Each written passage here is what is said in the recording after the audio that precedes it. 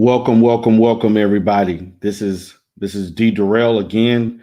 I'm happy for each and every one of you to come in this Sunday late evening. We're going to have a very, very, very interesting exchange today.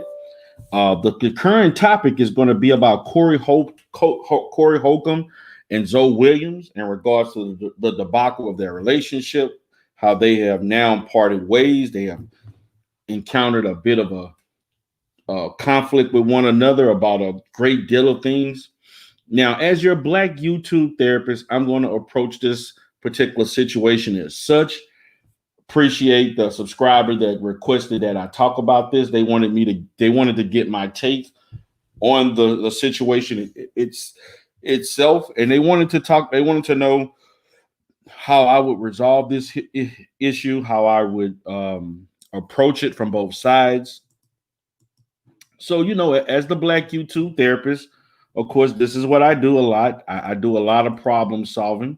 And for this particular matter, it's basically nothing that's out of the realm of what I basically do every day. So this is nothing new.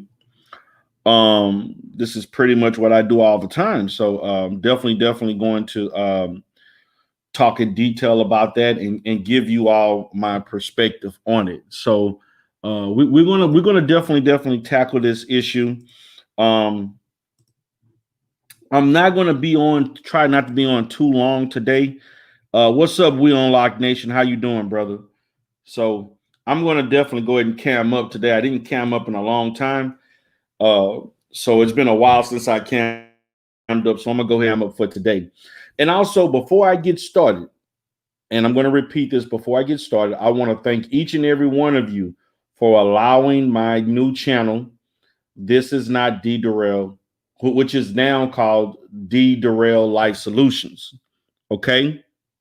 Again, D Durrell Life Solutions, which is the channel now. If you're new to the channel, please subscribe. Please share this video. This channel is hot. It's definitely going to get some headway up in these YouTube streets, whether it's in the pro-Black sector, manosphere sector, and so on. I still have my other channel, D Durrell The Rebirth, which is basically my live stream channel, which all I do is stream live on that particular channel. But when you want to get the full essence, the total entertainment of D Durrell, his takes, things you can learn from just my own perspective, mental health, and so on, this is the channel to come to, because this is where I drop all the uploads. This is where I do all the premieres and so on. And so you will definitely get my take on a lot of different things, primarily focusing, getting back to the mental health stuff, getting back to the counseling related stuff. I'm going to do an array of that and so on. So I'm glad to have each and every one of you here. Shout out to Dr. Bombay. Shout out to me. What's up, We Unlock Nation? Appreciate you all for coming in. Thank you. So I got 11 in the chat right now. Let's go ahead and get those likes up. I need some more likes. Please, let's get those likes up. Let's get the likes up. So let me go ahead and make me a moderator. She came into D Durrell Life Solutions channel. So I'm going to go ahead and give you I just made you a moderator, me. Thank you for coming in. I actually would like more people to log into the D Durrell Life Solutions at this point. I definitely would, again, I repeat, definitely would like you all to start watching both channels, okay? And so me said, just switched over. Appreciate you for coming in. Now, me, you have a wrench on D Durrell Life Solutions. So I'm gonna again, I want to thank you for being so consistent with me. Appreciate all the cash apps that you have given me. You definitely earned it, and you're usually like one of the first persons that are in here. So I want to thank you for coming in, and you've been giving me a lot of support, and I definitely would like to have more subscribers like you. I definitely appreciate your ability to come in and come in and show me support and I'm looking forward to having more support as time goes by. So, we're gonna go ahead and move forward with this, and I'm gonna tackle, guys. I'm gonna tackle just the whole issue with Corey Holcomb, Zoe Williams. Before I get started, I'm going to tell you that I watched 5150 for about somewhere around for about Corey Holcomb has been on Sirius. I remember listening to Corey Holcomb for years. I've been knowing Corey Holcomb as a comedian for probably about 10 years. It's been about 10 years that I have been watching him, as far as him being on different comedy shows and so forth. I have seen the evolution of Corey Holcomb. I've never watched him live. I've had some chances to watch him live and so forth, but I never watched him live. I've watched him on various little acting gigs that he had, stand-up opportunities that he had. I actually thought he's funny. I think Corey Holcomb is funny. Okay. Again, I think that Corey Holcomb is funny. Very funny. I watched him when he was on he did a show called I think it was Black Jesus, and he was one of the guys in there. He actually looked like he played Jesus, and so on. So the brother, like I said, the brother is funny. He hood funny. He ghetto hood type funny. His jokes are really made towards, the black community. He's a black comedy. His comedy is raw. It's kind of raunchy. It can be ghetto. It's kind of low level thinking, but I can't take away from his talent. And so on. And then I remember him being on Corey Holcomb has been around a long time. His show has been on Sirius. I consistently watched him when he was on Sirius XM Radio. He had the 5150 show on Sirius XM Radio for a long time. I'm going to say probably somewhere around 2011, 2012 or something like that. So he's been on for a long, long time. He's been on for a long, very, very, very, very long time. What's up, Be Accountable? How you doing, man? Appreciate you for coming in. So listen to his show. It came on at night. It was cool. Liked this show and everything. Then I didn't know he was on YouTube till probably 2015, 16 or so. And I watched this show a lot. This was before I even started doing content. I would watch his shows on 5150. Corey Holcomb. I seen Zoe come in. Zoe would be in and out. He wasn't on there all the time. And then we all know the infamous situation with Ari Spears and so forth. And what I can say about Corey Holcomb is, love him or hate him, Corey Holcomb speaks his mind. Corey Holcomb will speak the truth as he see it. Now, you may not agree with the truth. The truth may come out as ignorant as hell. He may say some dumb shit. Let's just be honest. I'm just going to be honest with you. He may say some crazy shit. Again, sometimes you don't know whether it's him or if it's an act. It's hard to differentiate Corey Holcomb, the comedian, versus Corey Holcomb, the person, because to me, they're very interchangeable. So you have to take the good with the bad. We have to understand that this is entertainment, and this is entertainment in which his YouTube show has been very successful. Matter of fact, I feel like Corey Holcomb should actually have a bigger YouTube presence than what he has. Also, Corey Holcomb, he don't take donations. He refused to take donations over the air. I think he makes his money off of other things, as far as commercialism and commercials and ads and other things like that. The people that were there, those people who work for him don't get paid.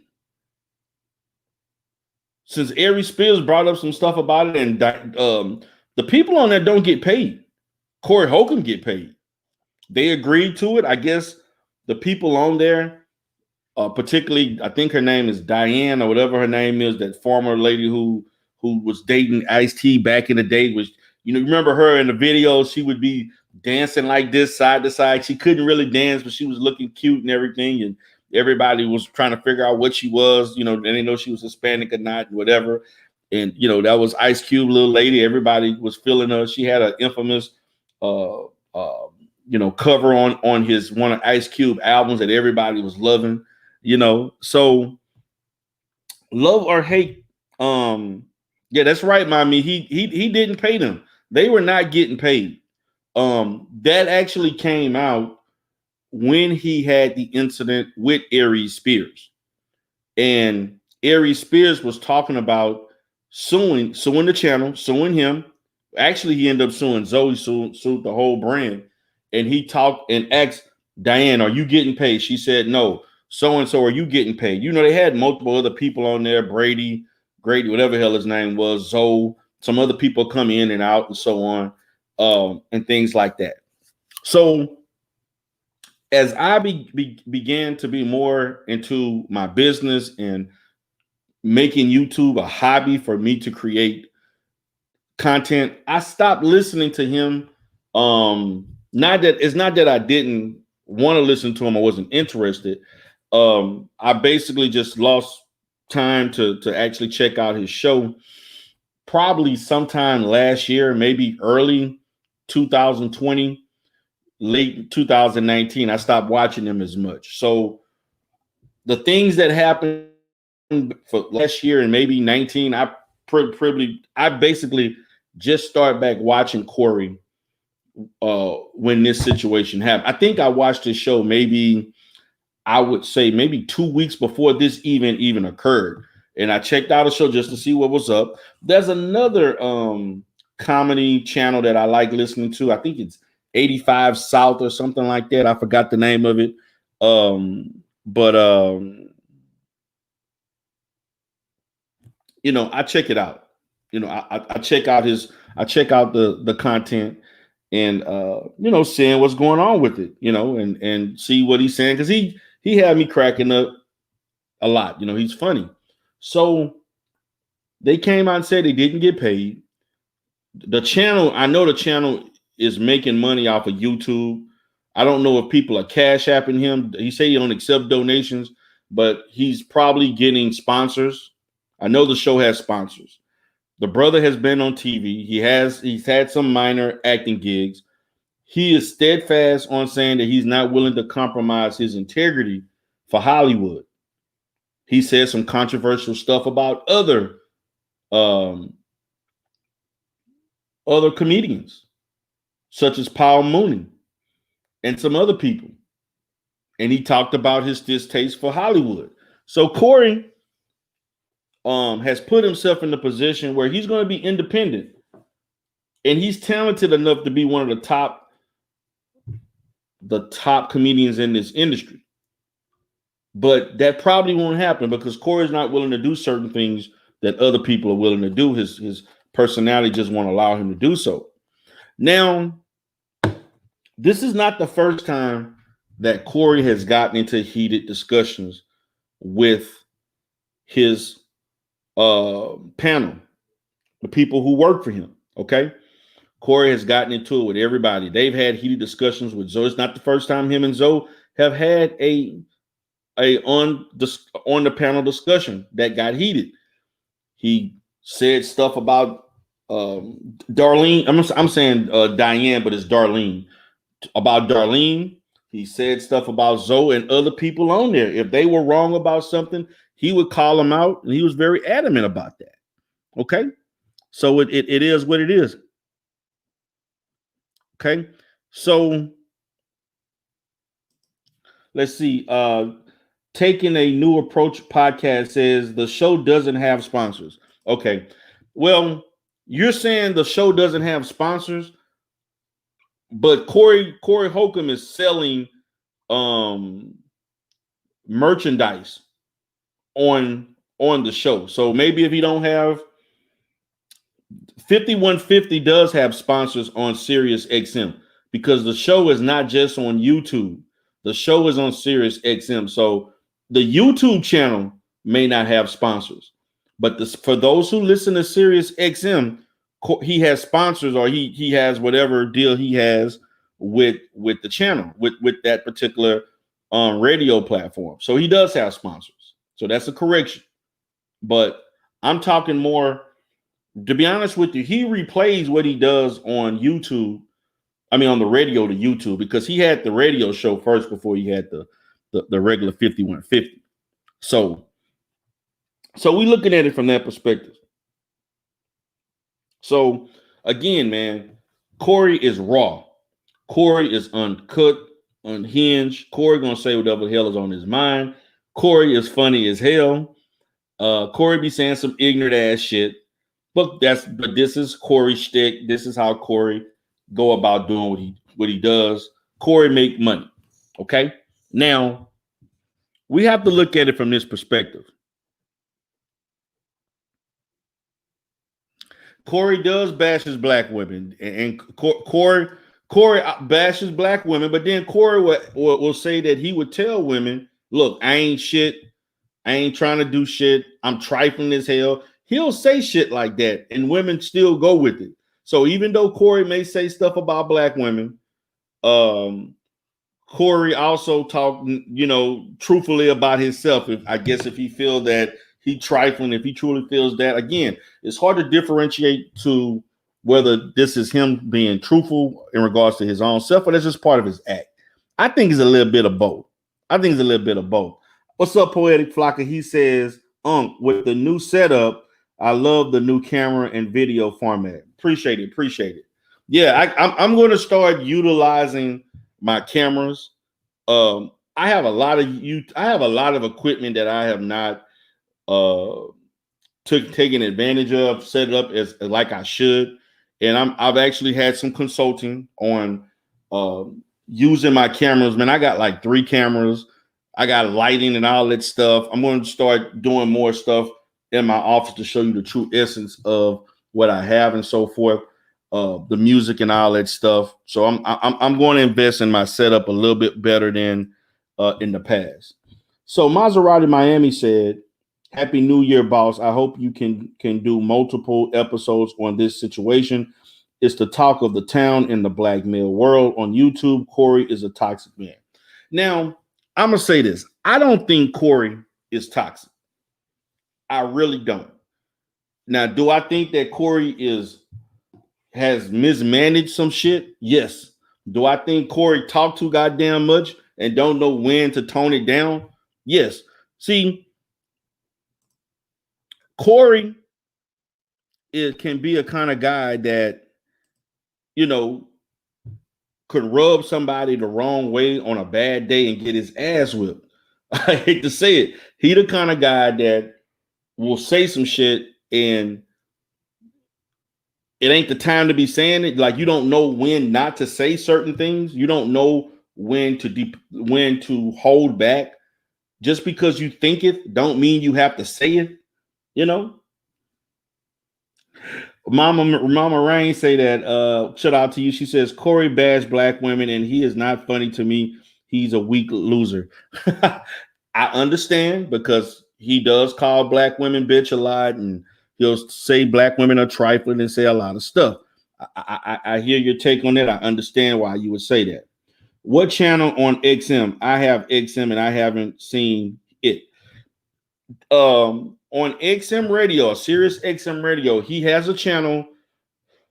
It's under the Kevin Hart channel. If you go to the Kevin Hart channel, 5150 usually is showcased at nighttime. Probably around,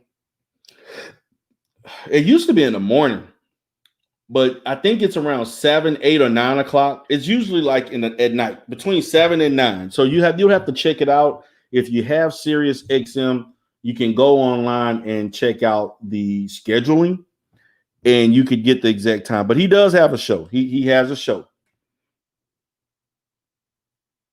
And Mommy says, I think he has a hint of toxicity. Potentially. I don't know. But what I can say is this. This is just I'm saying this to give you all some perspective on why I view him in the way that I view him. Okay.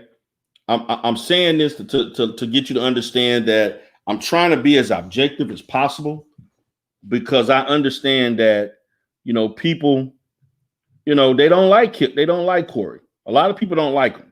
Okay. And I know there's a lot of black women that don't like him. Okay. I understand that too. And we're going to deal with that. And I see in the chat, a lot of you Negroes don't like him either. So I like him. I do like him. And I think he's funny. But I do think sometimes, I don't know if his timing is always good when some things come about and he just may say whatever the hell on his mind. So Maserati Miami says Corey has burned bridges with his own crew, which makes no sense because they always have him. They always have gave him mad love. Yes, that's true. But you got to understand, this is a business, Maserati. And let's be honest, Zoe messed up his business. Now, let me go ahead and get into this situation, because Zoe was always seen as the most reasonable person, the most mature person. Darlene was more like naive, middle-aged lady who finds, kind of like the Paula Abdul of American Idol and shit. Everything just whoop-de-doo dandy, and she sees things a certain way and so forth. And she'll come in and Darlene never dominated the show, but she was more of a filler to kind of give a female perspective here and there and say certain things and so on, and things of that sort. That's kind of where Darlene kind of played her little role. Then you got the other dude that comes in now. He's there and forgot his name, and so forth. But I'm gonna say this. I knew, and see, we were looking at the optics of when Aries Spears got into that argument with Zoe Williams and they got into a fight. Okay. I want y'all to be honest, man. I think that the panel, the crew that he has they have always had a volatile relationship.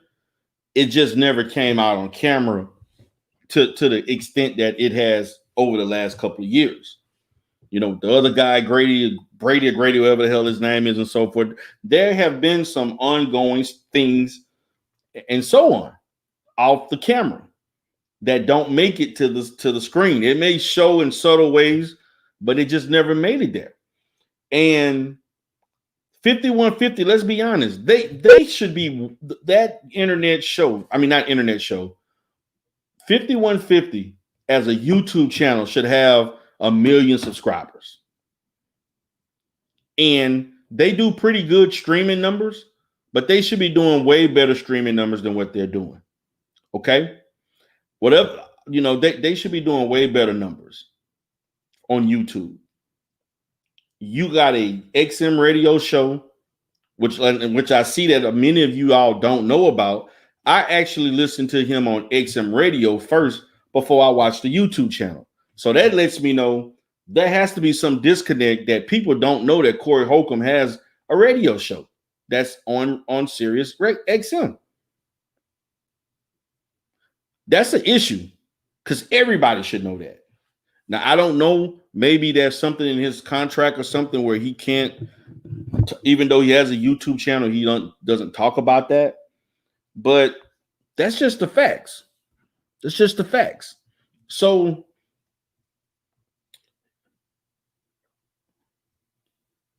I believe, and you all can, say whatever you feel. I think that Aries Spears deserved to get his ass whipped, because Aries Spears was disrespectful from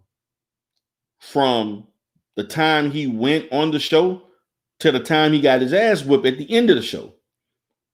Corey Holcomb was saying jokes. He was calling Darlene out of her name. Corey Holcomb is a person that is not trying to do anything to make Hollywood. Aries Spears was complaining. The Negro was complaining about why he want to be back in the Hollywood scene and the fact that they blackballed him out. And the dude, and what made him so mad, and if Corey Holcomb's watching from the clouds, which I know he probably not, but if anybody, the thing about it is, I think that really irked and pissed Corey Holcomb out, because Corey Holcomb's like, dude, you don't need Hollywood to be successful. And the fact that you willing to sell your fucking soul for $1, Corey Holcomb looked at him some type of way. I ain't gonna say the words that I would say, but I know what Corey would say. He looked at him as a bitch ass Negro. And the fact that he was saying little smart comments to Corey, Zoe was trying to come in and say, you don't need this and you can be independent. Everybody's trying to say how you don't have to depend on others and you can create your own lane, create your own success, and quit crying about the fact that Hollywood don't want your ass in their group. They don't want you in. You're not a Negro, a chosen token Negro, which is what he wants to be. I remember seeing Aries Spears when he was doing comedy like at 15, 16 years old. I remember when I was in high school, Aries Spears was doing fucking a lot of impressions and stuff like that. That's what made him real popular. He did Andrew Dice Clay impressions and so on. And he would talk about a lot of other black comedians, talk ill of them, made jokes about them. He was on Mad TV. That was at the height of his career. But Aries Spears never really made it as far as from a movie standpoint. He never had that role. He never had that one role that would put him in the forefront as far as being on doing a sketch comedy slash doing a movie or something like that, or doing a sitcom. He just never had that. He didn't translate. He's basically a good stand-up comedian, and that's basically it. That's his strengths. Okay? That's his strengths. And he should be okay with that. He should be okay with that because you're making your money. Now, let me fast forward back, because see, the fact of the matter is that there are some ill feelings and some unresolved issues due to the fact of that whole debacle with Aries Spears that years later are still present in 2021. Okay? One of the things is that what you got to understand, man, and this is an issue that black people have. When you're doing business, you cannot, just because you're friends with somebody, I don't care how cool you with somebody, business, friendship, they don't mix. They don't mix. And see, that's what we confusing. Business, friendship. 5150, business. Friendship, afterwards. A lot of black people think because I've been cool with you for 20 years, that means I'm going to do something that's bad for business just to make you happy. I know this all too well because I have hired friends and family who thought that because I was their family, that I'm going to make bad business decisions to satisfy them. No, you can't do that. And so I'm going to be honest with you. What Corey Holcomb should have done, and I would have definitely respected this from him, he should have fired Zoe for costing him for costing him 20 grand. Okay, even though they came after the show, he had to go get lawyers. It was probably more than $20,000. He caused them to go have to get lawyers. Okay, he had to pay for representation. Zoe obviously didn't have the goddamn money. Okay, you didn't have the money to pay Aries Spears. Corey Holcomb had the money to pay something that you as a grown ass man did on his show that he owns. Now, any other employer, any other situation, guys, and listen to me clearly,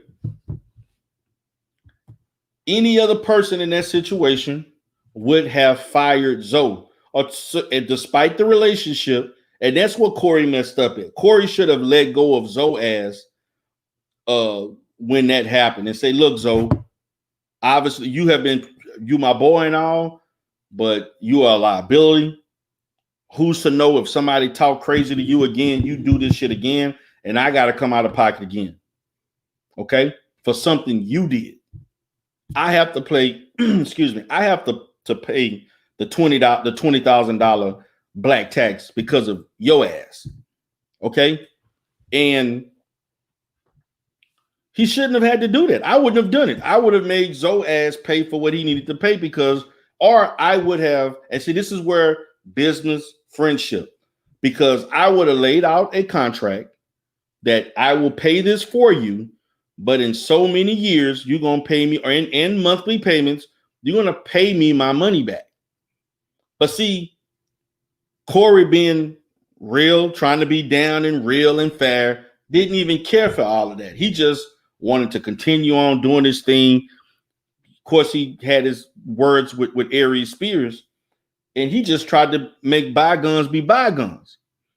But see, he really didn't make bygones. See, this is where it gets tricky. From a psychological standpoint, when I have to mediate in a therapy session with people that have differences and with relationship issues, whether it's romantic relationship, business-wise, which I have done in multiple occasions, you have to understand that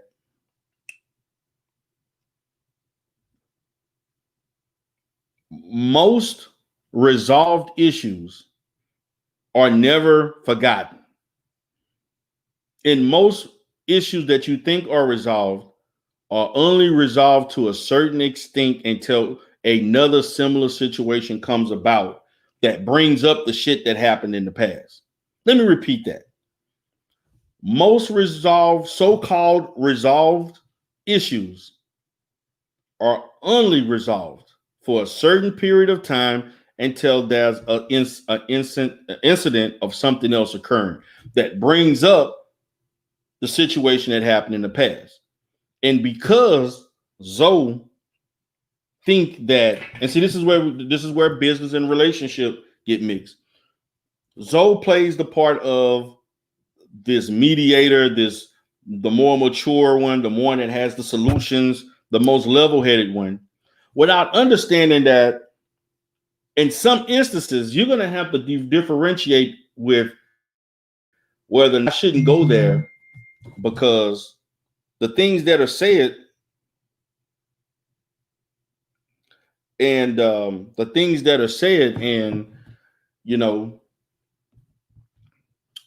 the things that are being said, you know, these things, you know, I may have to function a certain way. I may have to, you know, may not say certain things, stay out of certain situations because of the fact of you basically covering for me and doing me a huge ass favor, like 20 grand worth of favors.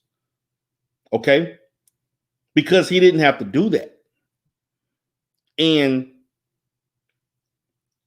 a person that does favors like that will sometimes think that, hey, because I've done things that no other Negro did for you, who else pulled out the checkbook?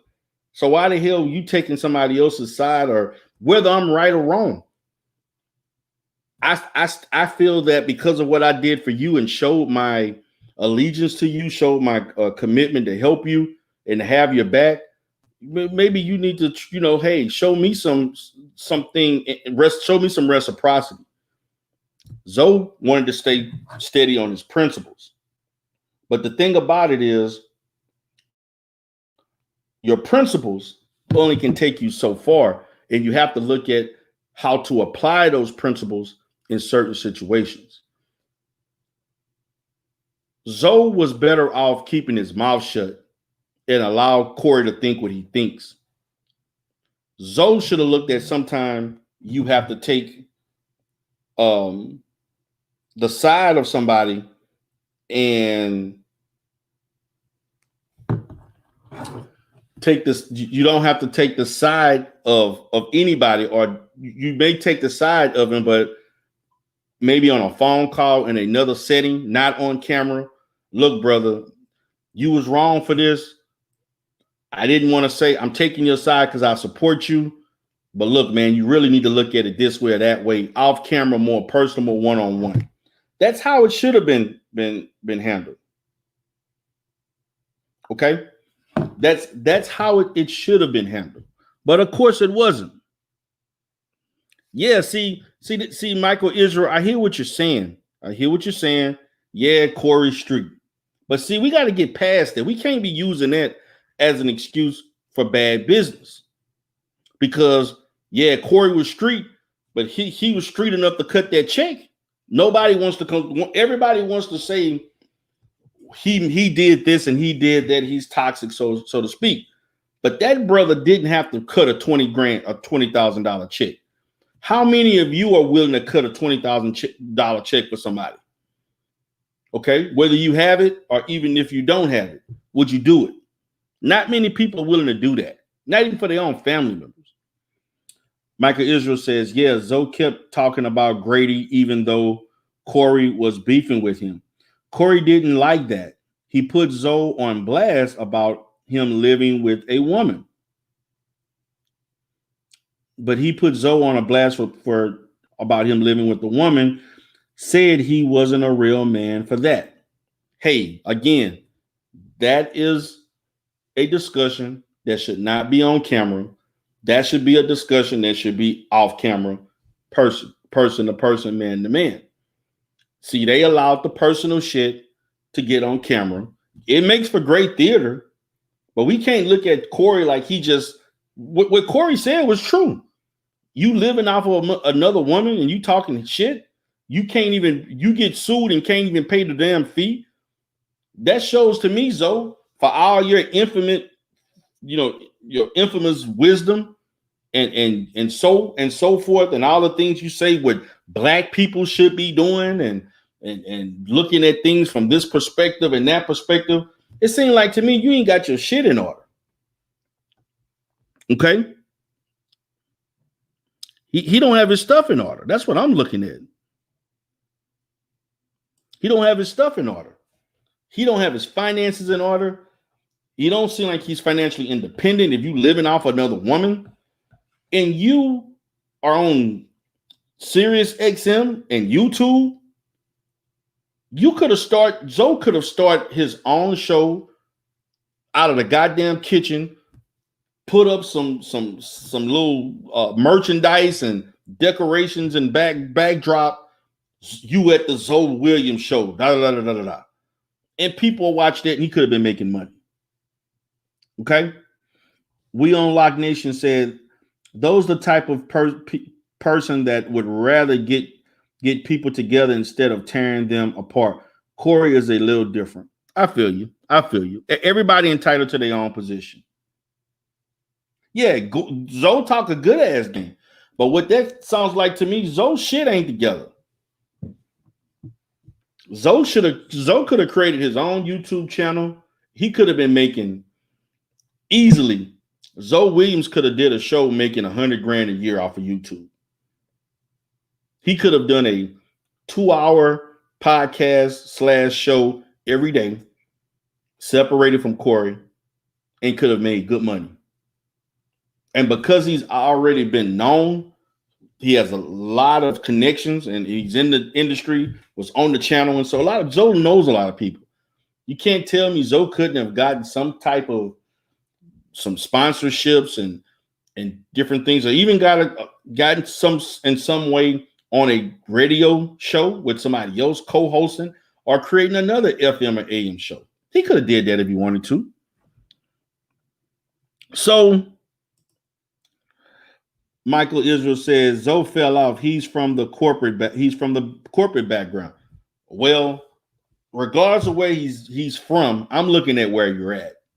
And where you were at was that you were on 5150. So where you come from don't impress me, because everybody can claim they from here and there. But where are you at now is where I'm going to look. That's how I'm going to assess the situation. And so when you come out of your pocket to pay for something that you wasn't responsible for because another man lost his cool, because another guy was talking shit that was a guest, even and the fact of the matter, Corey didn't really give a shit, but Corey took responsibility above and beyond. We're on Rock Nation said, I want to see if he have his own show for a while. And XM Radio, as a matter of fact, he owned his own record company. Okay. But why he couldn't pay the 20 grand? He owned this, he don't. You mean to tell me you got this going on, but obviously his finances are not right. If you can't cut the check, another man came and cut the check. And the fact of the matter, the other guy went out of his way to do something for you, and then you don't even attempt to pay him back. See, that's that Lee Daniels, Damon Dash type shit. Somebody give you $2-3 million, and you don't think you have to pay him back. When you low and begging and in a bad, precarious situation. That's facts. You in a bad situation, another brother extend his hand like we should do. We should do that for each other. But I'm going to say this, man, for brothers who are givers like that, I don't give a damn how good of a friend that person appears to be. Business is business. Yes, I'm going to help you out, but this will be a loan, and this is when I expect to get all my money back. But I thought yes, I understand we are boys. That's the reason why I'm loaning you this money interest free. I just want my money back. This is the amortization. A year, 2 years is amortized for whatever amount of months. That's it. Want my money back. End of story. It's an understanding. You can take it, or you can go to the white man and go get a loan, 8 to 10, 15%, and you can go deal with it that way. Your choice. Talking a New Approach podcast says Zoe has his own channel, and he scammed his viewers about starting his own network, but got a car from. Now everybody talking about Zoe ass right now. So Dr. Bombay said, you meant to tell me that Aries situation has been lingering all this time? Exactly. And see, we didn't know that. But in Corey's mind, again, it was lingering in the back of his mind, the fact that, and he wasn't even tripping about the money. But he like, dude, how you trying to take somebody, how you publicly, I'm going to stress publicly, you want to take the side of another nigga, whether I'm right or wrong, but I'm the dude in your time of need come and help you when nobody else would have? I'm sorry. When people do things above and beyond, the rules don't apply the same way. If I was in this situation, if I was in Zoe's situation, I would have kept my mouth closed, and I'm not talking against Corey because Corey has proved to be, whether he right or wrong, I'm not going to publicly say nothing in front of other people. But if we in a one-on-one situation having a private conversation, I would tell him what's up. Period. And I think Corey would have respected that. He may have not agreed. He probably still would have said some crazy shit because you know how Corey is. But I think Corey would have respected that a lot more than the way Zoe came at him. And the thing about it is, as the conversation went on and on, I felt like Zoe should have left the shit alone. Zoe kept going on and on with things. And I felt like, dude, you are really indebted to this. You are indebted to him.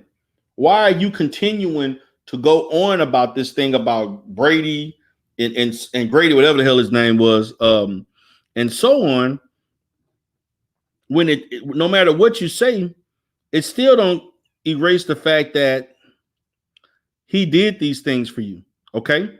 And nobody else did. Darlene didn't give him 20 grand. Nobody else gave him money. Nobody else did this. Nobody else did this but Corey. Now, let me bring up another thing that to me is also vital in this situation.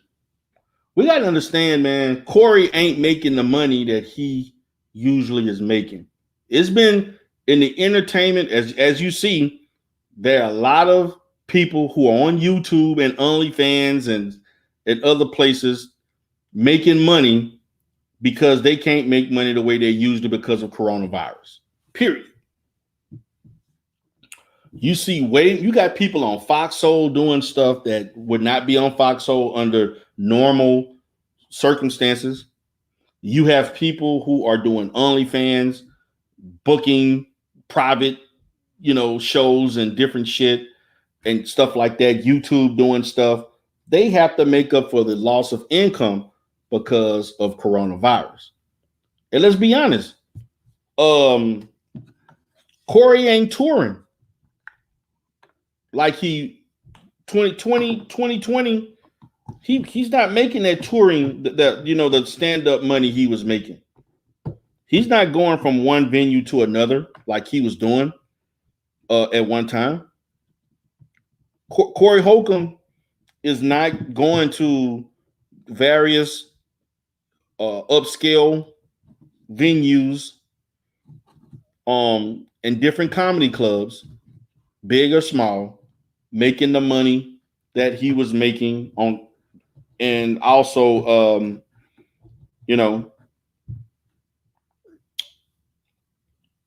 and doing other things and doing appearances like he once did in the past. They say he's touring. Yeah, he must have just started back. He wasn't touring in 2020. He may be touring now, but he was not touring. Nobody is making the money that they were making pre-coronavirus. He's touring now, but that touring shit was closed from March of last year. It may have reopened somewhere in the latter part of last year up until now, but he wasn't touring like that. Come on, you all know he wasn't touring. Yeah, he got that Black Jesus money, but that Black Jesus money ain't that long. That wasn't long money. He had a minor role in that show. He was a minor character. He's not a major character. I mean, he's on there, he's in there, but he's more of a side character, that a supporting character. He's not a main character. You don't see him doing 8 to 10 scenes with Jesus, the guy playing Jesus and so forth. Yes, but he do have that money. But everybody money has declined and been affected. My businesses have been affected by coronavirus. I don't nearly have the foot traffic I used to have. Prior to coronavirus, my foot traffic at all my locations was far more busier than it is now. That's facts.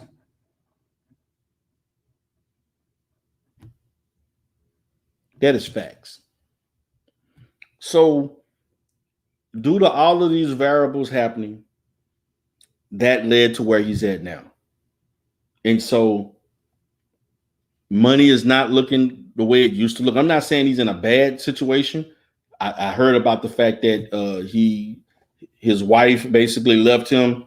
See, that's why all the personal stuff get into it, where his wife left him, and he had a divorce because he was cheating on his wife and all that different stuff. And they're bringing up stuff about, his another man raising his child. And so see, all this personal shit got on the camera. It's nobody's business about Corey's marriage. It's nobody's business whether or not that relationship worked or not. It's nobody's business. Okay.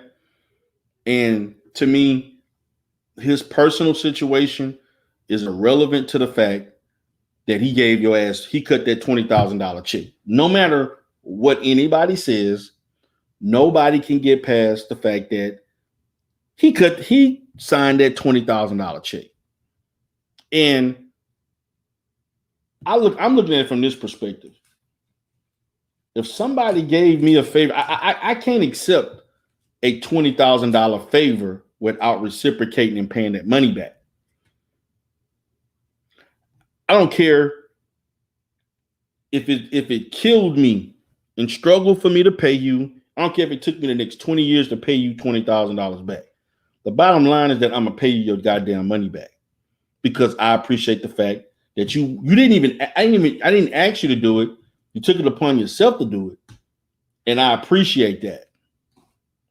And my thing is that if you a person that is as popular as you are, Zoe Williams, and you're not making the money that people think that you're making, if you can't afford to cut a $20,000 check for the bullshit that you did, I'm not holding Corey responsible for a grown man deciding to body slam somebody on camera. I'm not about to hold Corey because nothing Corey can do about that. I mean, Corey was sitting in his area. He took it upon himself to do that. Now, did Aries Spears deserve to get his ass whooped? Yes, he did. But that goes without saying. Cooler heads should have prevailed. And so this is an example of how what we thought was a resolved issue wasn't resolved. And how a past issue, even though it's repressed, resurfaces itself when you have a issue. And so Talking the New Approach podcast says he gonna pay him back when he hit a lick. Shit. When he hit a lick, huh? That's the new term. I'm gonna get a lick. What the hell that lick? My thing is that he should already have not just one lick, he should have several licks of income. He should have already had a hot lick.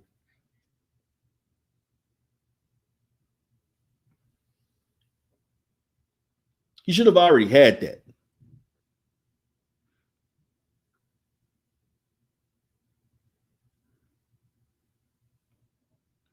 Now, this is something else I want to bring up. Taking a New Approach podcast, Corey said Zoe ditched him on the Aries situation, and all they wanted was a statement. He said Zoe went MIA on that. Now, see, I didn't even want to bring that up on the fact that when the situation happened, Zoe was nowhere to be found. And see, like I said, when that stuff happened, let's be honest with you. The time for Corey to actually have said something about this, that should have happened several years ago when it happened. But you see how all of these issues are repressed, not brought up. I'm just going to let this go away. I'm going to do this for the homie and move forward. That's my boy, my dog and all. But you see, Corey did that with the understanding of, I got you. Anything happened with me, you should have my back the same way. And as we see, that didn't happen. That didn't happen. And it led to what we have now. Period. And so what we have is the fact that these are two grown men who have not resolved an issue or issues, because I actually think there's probably other things in regards to their relationship that are not brought up that we're not privy to. This is just what we've heard, but there's probably other things, the establishment and the whole evolution of their relationship that have led them to part ways. You know, you bringing up personal shit and so forth. You're doing all of these things that you shouldn't even be doing. Should not even be conversation. Personal stuff should not be talked about. Michael Israel said loyalty pissed Corey.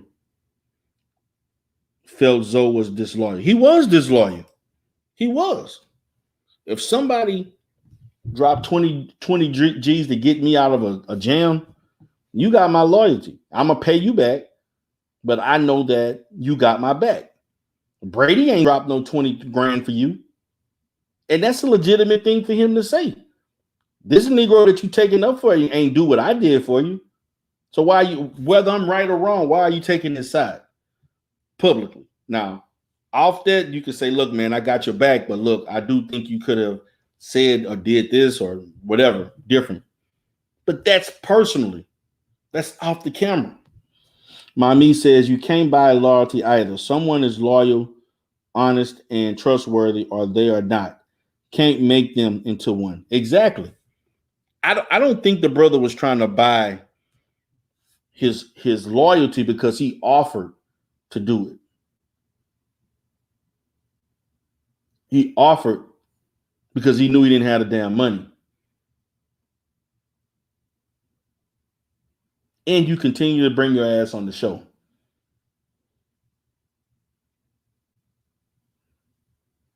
So I know my perspective may be more on Corey's side of it than most people.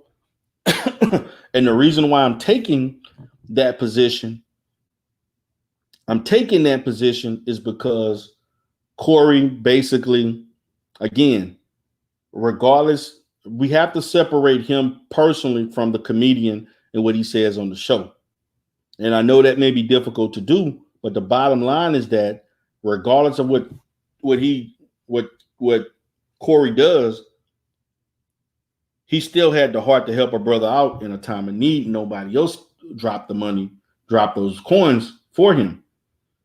And by doing, I'm not talking about no $200 or $500, $50. No, I'm talking $20K.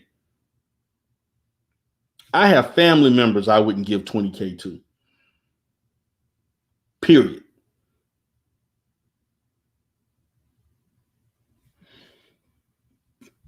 I'm just saying. I have family I would not give $20K to. So that's not something to sneeze at. Just literally, it's not. I mean, he did it. I think that he did it with good conscience. But at the same time, Zoe was fine with never paying this man back his money. He was actually fine with that, thinking that, oh, dude, you helped me out. You gave me 20 grand. Hell, we just cool. No. A real friend would have paid that money back. So mommy says he expected it back, which means that he assumed that he was in fact loyal. And when it turned out to be a negative, he was semi-shocked. No, he was beyond semi-shocked. Zoe was like, I mean, not Zoe. Corey was like, damn, Negro, like, really? Just the facts. So Michael Israel says, I'm with Corey on that.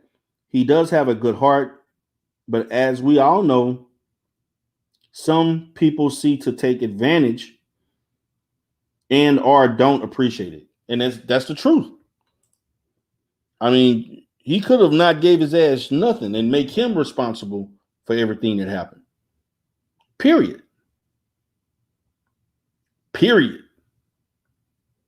So he also, I don't like the fact that Corey said stuff about, he kind of called Darlene out on some stuff too, because Darlene was saying some stuff and bringing up some stuff. I forgot what that was exactly about, but he's got on Darlene ass for about a bunch of stuff before, and that's nothing new. I mean, that's just what it is. I mean, it's just part of the show. So Marcus Speaks says, I hear what you're saying, but the case got dropped because of insurance. They were hanging for 3.5 years.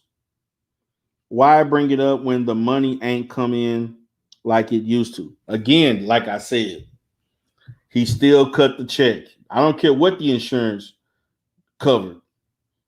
He still had to cut a $20,000 check. And you think that you can go do some shit like that, put my business at risk, and don't pay me back? Please, anybody. And I have people in here who, yeah, Darlene.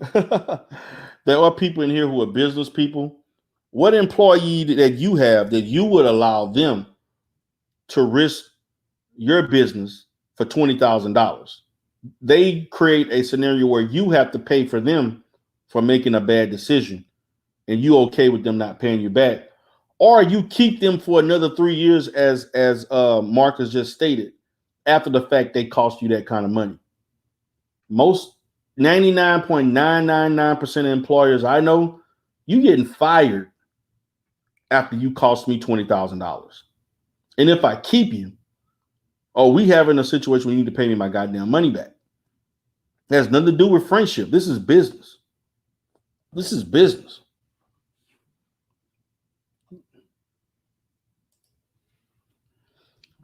So Stephen Gattano says Zoe sounded like a freeloader. He had to pick him up and pay the whole pay his hotel, everything. Really? I didn't know about that. See, I didn't watch the whole show in its entirety. I caught the snippets, and then I saw I saw about 45 minutes of the show itself. Gross misconduct, instant demise, dismissal, trust gone. True. What's up, Black Abe? He says, I see why Corey mad. He had to pay the lawyer, and when the lawyer asked Zoe for help, Zoe nowhere to be found. And to me, to be honest with you, whether Zoe participated or not and cooperated, you gone. But Corey even overlooked that, which I blame Corey for that. Corey should have never gave him the benefit of the goddamn doubt. That should have let you know his true character. That lets me know Zoe talk all of that responsibility, accountable shit about the black community and stuff, about what black people should be doing. And he's one to always talk about what the community should be doing and what's right and wrong and black men this. And he started to remind me of Lennon Honor, to be honest with you. That's who he's starting to remind me of. And turn out your ass is just as fraudulent as any other Negro on the street, doing grimy stuff, and your words don't hold up to your true character. That's what I'm finding out about Zoe. I'm just saying, if I'm wrong, please let me know if you think differently. Because the bottom line is, I could not in good conscience know that, allow myself to operate knowing that somebody gave me 20 grand for some shit I did, and I don't try to pay him back. And you expect me to just overlook that on principles of who right and who wrong in a situation, and I have the right to express if you wrong? No, you express that right and give me my goddamn money back.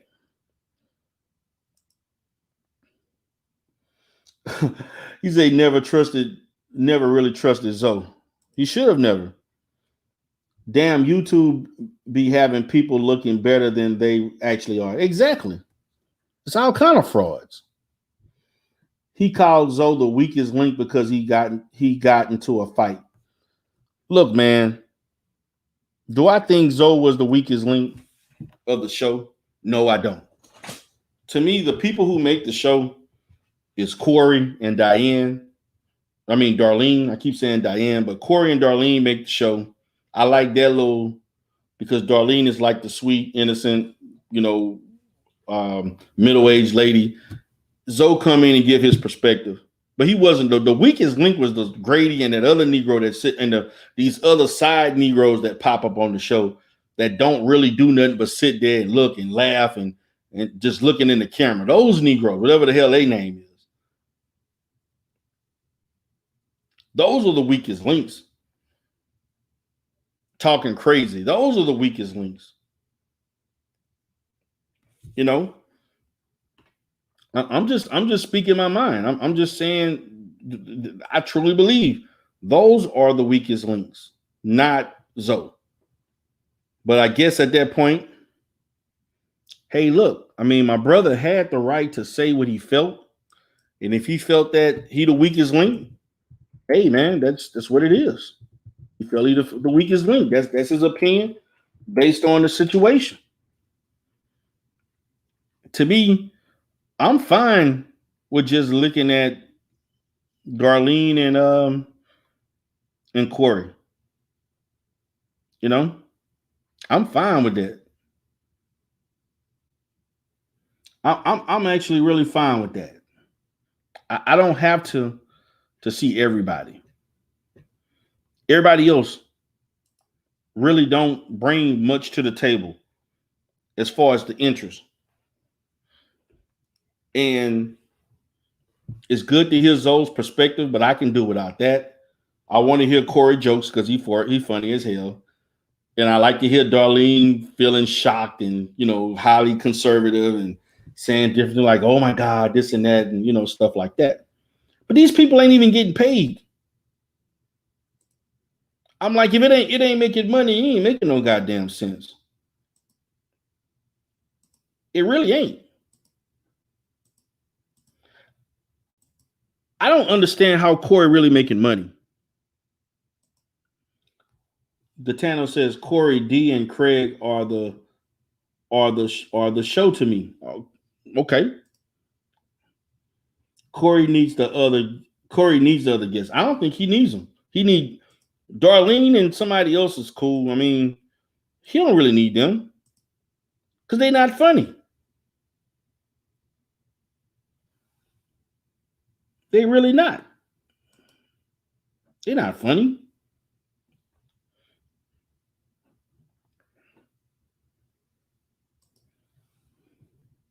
So what I'm gonna do a screen share right now, and I'm gonna show the people on the show right now. I'm gonna show these guys. Okay. Give me 1 second. Shit. I'm gonna do a screen share right quick. Give me 1 second, guys.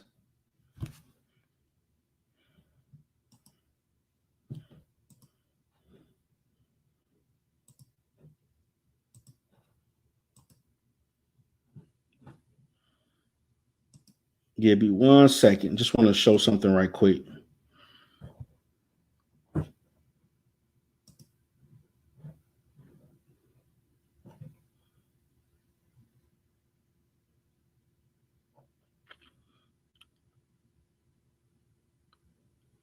Everybody's saying Darlene handles sales. Well, they had issues about her handling the sales and shit. I want to know how they make money. I guess it's strictly off the merchandise that they sell, just the shit that they selling, which I've never bought, but So, as you can see on this screen right now,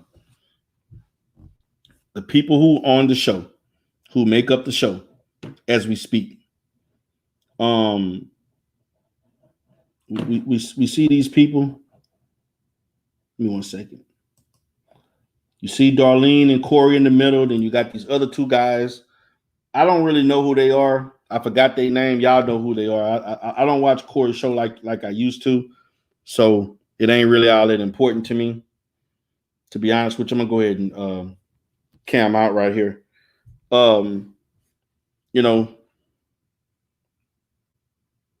Yeah, you're right. They make money off of Corey merchandise. Michael Israel says Erica from E&J buys 5150 merch. Again, that's how they make their money. They make money off of merchandise. People buying that merchandise. I mean, looking at this video here, over 245,000 views. Corey only has 182,000 subscribers. How the hell you got that kind of viewership and you pulling 245? You pulling more views than your actual subscribers. That lets me know that your channel should be bigger. Your channel should be bigger than what it is. When you have more viewers than subscribers watching your show, that means your show is actually bigger. I don't know why people are not subscribing, even though viewership is important, but That's what it is. Yeah, it is advertisement for his stand-up. Corey makes money off his, but his stand-up ain't making the money he used to make. Corey is independent. And that money he making off of Black Jesus ain't long money. It's not long money. It's short money. Because he ain't the star. Corey does 100K every week. No, he doesn't. He does not make $100,000 a week. You mean 100K in viewers? But he's not making $100,000 a week. Nah, he's not doing that every week. Nah. He's not doing that kind of money. He's not making that kind of money. I'm sorry. That means you think he's making 400K a month. So that means Corey making almost $5 million a year. I don't think Corey making almost $4.8 million a year. I don't think he's doing that. Because if Corey was making $5.8 million a year, his production would be better than what it is. His production quality, to me, is good. It's okay. But if you're making that kind of money, you could do way better, far better production. Unless you just don't give a damn. But you got these people on here, and they put various other people to come on the show. It's all good. But the fact of the matter is that, you know,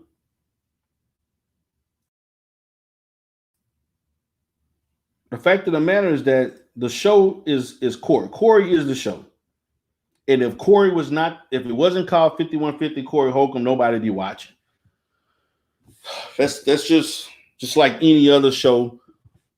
When the star is there, it's going to look one way. The star is not there, it looks another way. Period. So let's look at the solutions. This is D. Durrell Life Solutions. This is how I would, and I'm going to be short with this. I don't want to go too much because I just wanted to kind of give everybody my view of this and who was right and wrong. My view of this is that my solution is that Corey and Zoe should have had a heart-to-heart with each other off the record between one another, no other third parties. And Corey would be straight up with like, you know, hey, I know it's been years, but I really want my money back. Could you pay my money back? And we part ways. We could still be cool, but we're not going to do business anymore. We have shown that us doing business is not necessarily the best interest of either of us. So we could still be cool, kick it on the weekend or what have you, if we chose to do so, or whenever we see each other, we chop it up. But we're not going to do business anymore. Because I see that if we do business, it may spew over into the personal may spew over into the business, and thus we'll have another incident that caused us to part away. That would be my solution. My solution would be to them to go their separate ways. You pursue whatever things you want to do. I pursue what I'm doing. I'm not going to do anything to hurt you, but I'm not going to do anything to help you. And I'm okay with that being likewise. Okay. And we just move forward. We just move forward. And I'll be good with that. And that's it. And I think that that's fair. We're not going to talk of each other on social media or anything else. Let's not try to make a platform where you trying to, you know, get views off of us beefing or some shit. You know, let's not do those things. Let's just be men and move forward. Now, Marcus Speak says Zoe can pay Corey back when his book, documentary, and album come out if he makes 20K on or over 20K. Y'all tripping, man. Y'all funny. Y'all really tripping tonight. I'm gonna say this, man.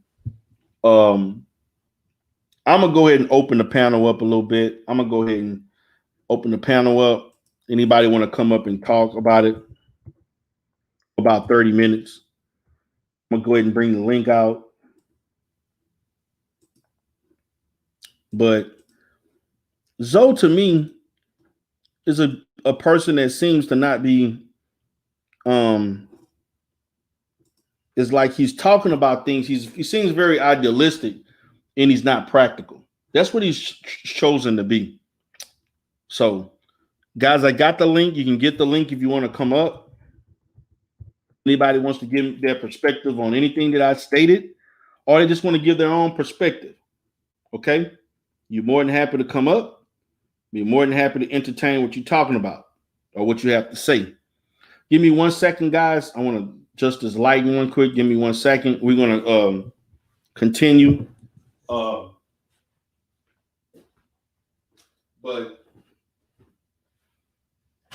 that is basically my perspective. You know, it could be right or wrong. Again, I don't know these guys, just like nobody else knows them. But the whole appearance is suspect. To me, be honest with you, all I'm hearing is the fact of I'm like Corey right now. You owe me 20 grand, and you shown that our friendship is not what I thought it was, and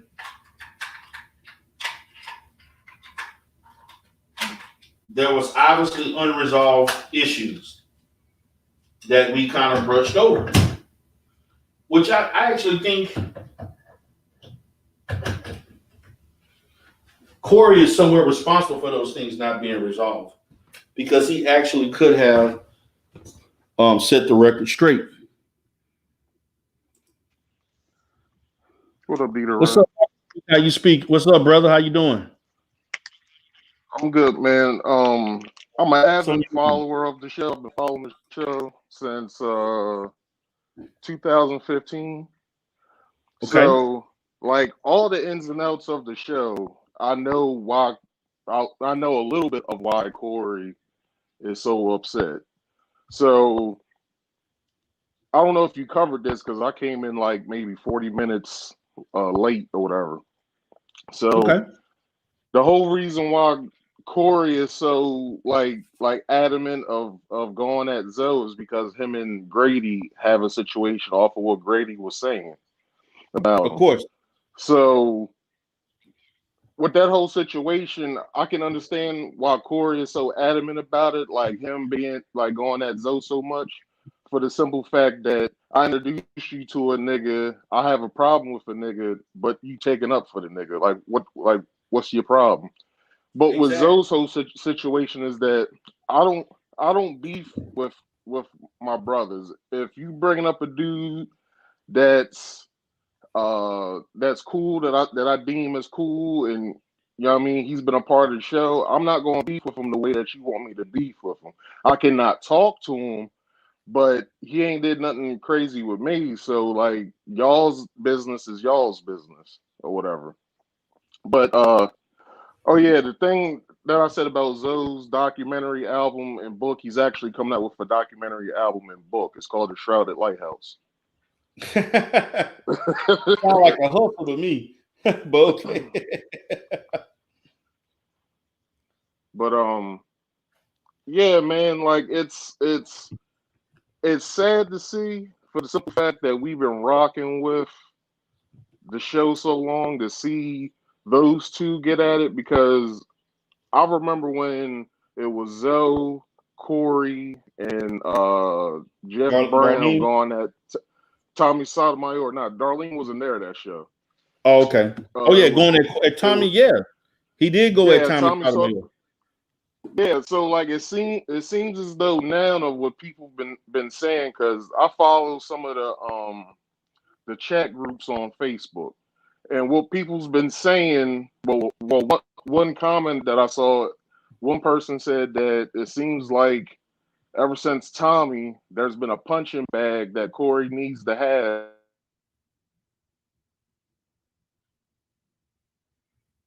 I'm listening. Are you there? Hello? Hello? Let me see if let him go in and out. Hello, are you there? Damn, something happened. So he was just actually giving some good details, his stance and so on. So I don't know what happened with that. So I guess he'll be on. So I guess he was saying, and I know that one thing that I was very, let's see, he popped out. Okay. So come back, Marcus, speak if you can. Definitely want to hear your commentary. So he did bring up some good points about the fact that Corey did say stuff about other YouTubers, not just Tommy Sotomayor. He said stuff about Cynthia G. I think he said some stuff about Umar Johnson. He said stuff about Tariq Nasheed. So he said stuff about multiple people on YouTube. Can you hear me? I must have got booted out. Can you hear me? Yeah, I must Go have ahead. got booted out or something. Yeah, go ahead. So basically, what I was saying, yeah, it seems like it's like the show isn't as interesting as it used to be because it was one show that I feel as though was one of the best shows when it was Darlene, Corey, Zoe, Bobby, and Freeze when Freeze got introduced to the show. Oh yeah, Freeze. I remember Freeze. Yeah. And then when Freeze became a part of the show has been funny as shit. Like not saying that since Freeze ain't on the show ain't funny. But Freeze was funny. Yeah, Freeze is funny as hell. It's just that since Freeze left and went on and started doing his own thing, like the show hasn't been as funny. Okay. I will agree with that. But yeah, I don't want to take up too much of your time or whatever. No, go ahead, brother. I was listening. I wanted to hear your commentary because I've been listening to the show for a long time, and I don't think some of the people in the chat have not been as up to date on the show as a whole, how it all developed to how it got to where it's at now. You know what I'm saying? I watched the show for years. I started off listening to the XM radio shows first before I actually saw it on YouTube. So that's how I began watching it. Yeah, and I've searched some shows. Like I remember when they started doing stuff on RMC. You can watch those shows on YouTube. I looked up some of the shows that they had on the Foxhole on YouTube. Like the show has been funny since its inception. It's just it dropped off with its funny because some people don't want to hear Corey talk about gay people all the time. Some people don't want to hear Corey talk about how bad females are. But I'm saying if that's what Corey wants to talk about, it's his show. Like we can't dictate to him. Well, we can in a way, but we can't dictate to him in a way of what he should be talking about on his show. So exactly. But like I said, I've been an avid listener since 2015 because at first I started listening to Tommy until I heard about Corey's show, and then I saw the whole beef thing happen, and then I was like, well, Tommy must be some sort of a simp, so I'm not even about to listen to him no more. So I started listening to Corey. Well, Tommy is a real simp, but that goes without saying. But like I said, I just thought that Zoe had it together better than what he had it. I think we all did. and we finding out the Negro didn't have. Let's be honest, Marcus. When Zoe, didn't Zoe talk about a lot of stuff about black men doing this, the community needs this, and doing this and doing that, and all this shit about empowerment, and you ain't even empowered yourself. He did a show on it. I think that Thursday after when him and Corey got into it, he went through everything about his life. So he did say in that show on his his Zolo Mansion show, he said that he's been broke all of his life, and I don't understand why he should have said that online, but I guess he was trying to paint a picture and, you know what I mean, like Yeah. have the narrative be where he's telling people like how he's been, because the whole show that he did about that was about him, like it was about his whole life, like where he was born, where he grew up at, uh excuse me, everything that he's been through as a man, and then he kind of went in with the Corey thing, and then he ended the show with like him just stating like, as brothers and as people, we don't need to be doing stuff like this and outing each other online, which is true, but you got, if I look at Zoe like I view Sonetta, um Dr. Umar, Yeah. and who else? Like a Dr. Phil Valentine. I see Zoe like these people. Most of those people don't have money like that as well. They don't. They're not rich people in no way, shape, or form. Right. But the from what Zoe said, he has wealth of himself. Like he's what's the word I'm looking for? He's sound within the mind. He's comfortable with himself and who he is. But the only thing that I would say to Zoe is like, if he has an anger management problem, he has to get some help for that. Because I'll take that back to the show when he fought Ares. If it wasn't, and a lot of people have this sort of like way about that show, is that Corey, just like Zoe said, Corey could have managed that show a little bit better. Because Yeah, he could have. And I said the same thing. Yeah.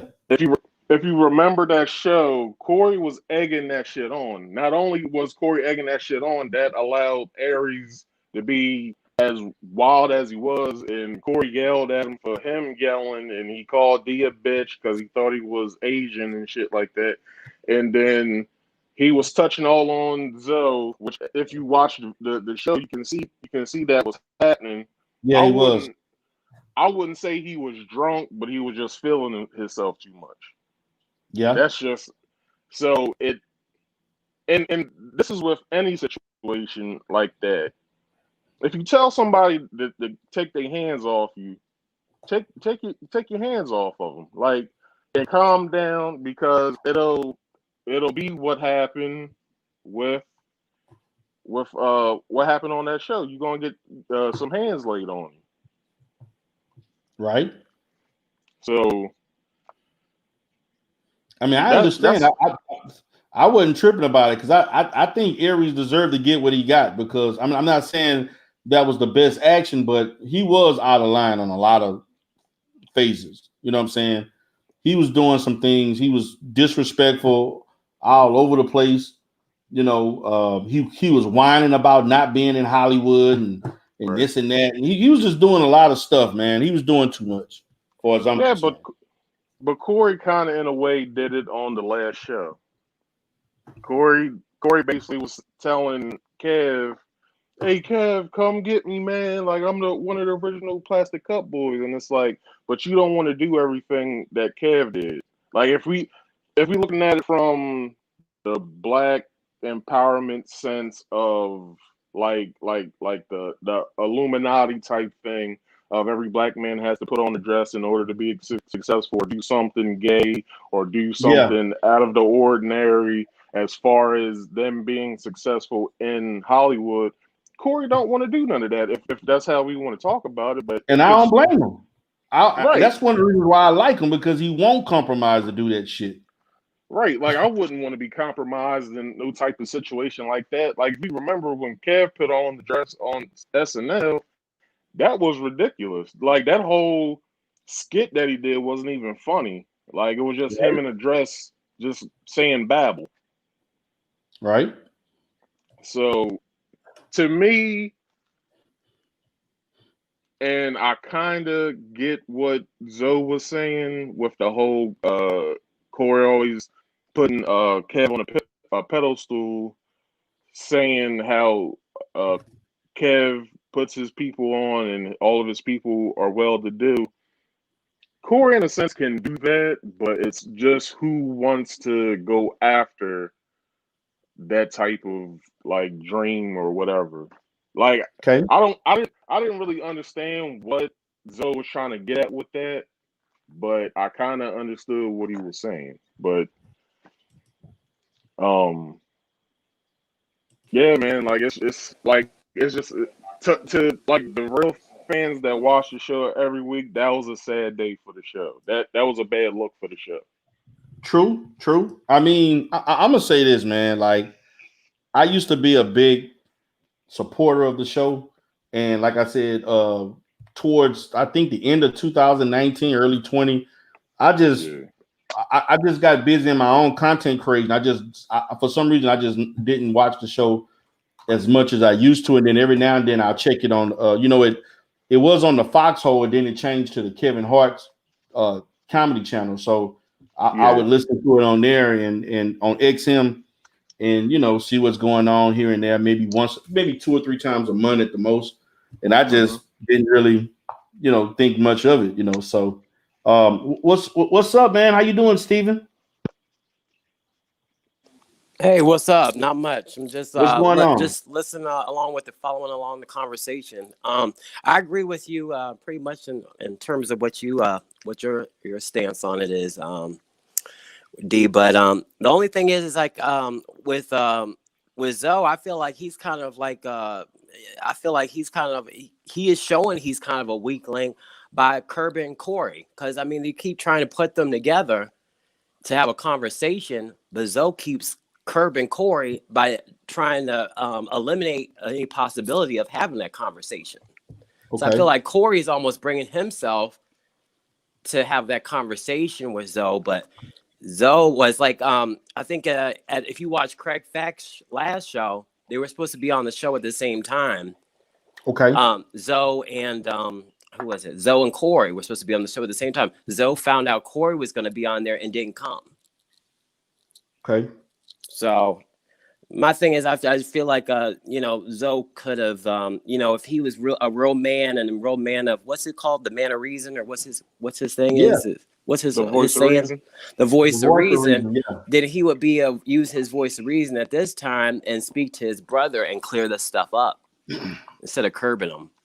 I don't think Corey wants to clear anything up. He said he doesn't have a problem with Zoe. He just wanted to get out what he had to say to him on that show. But I really don't think Corey messes with Zoe anymore because of everything that he's stated in the shirts and everything. Like, I don't think Corey as a person messes with Zoe as a person anymore.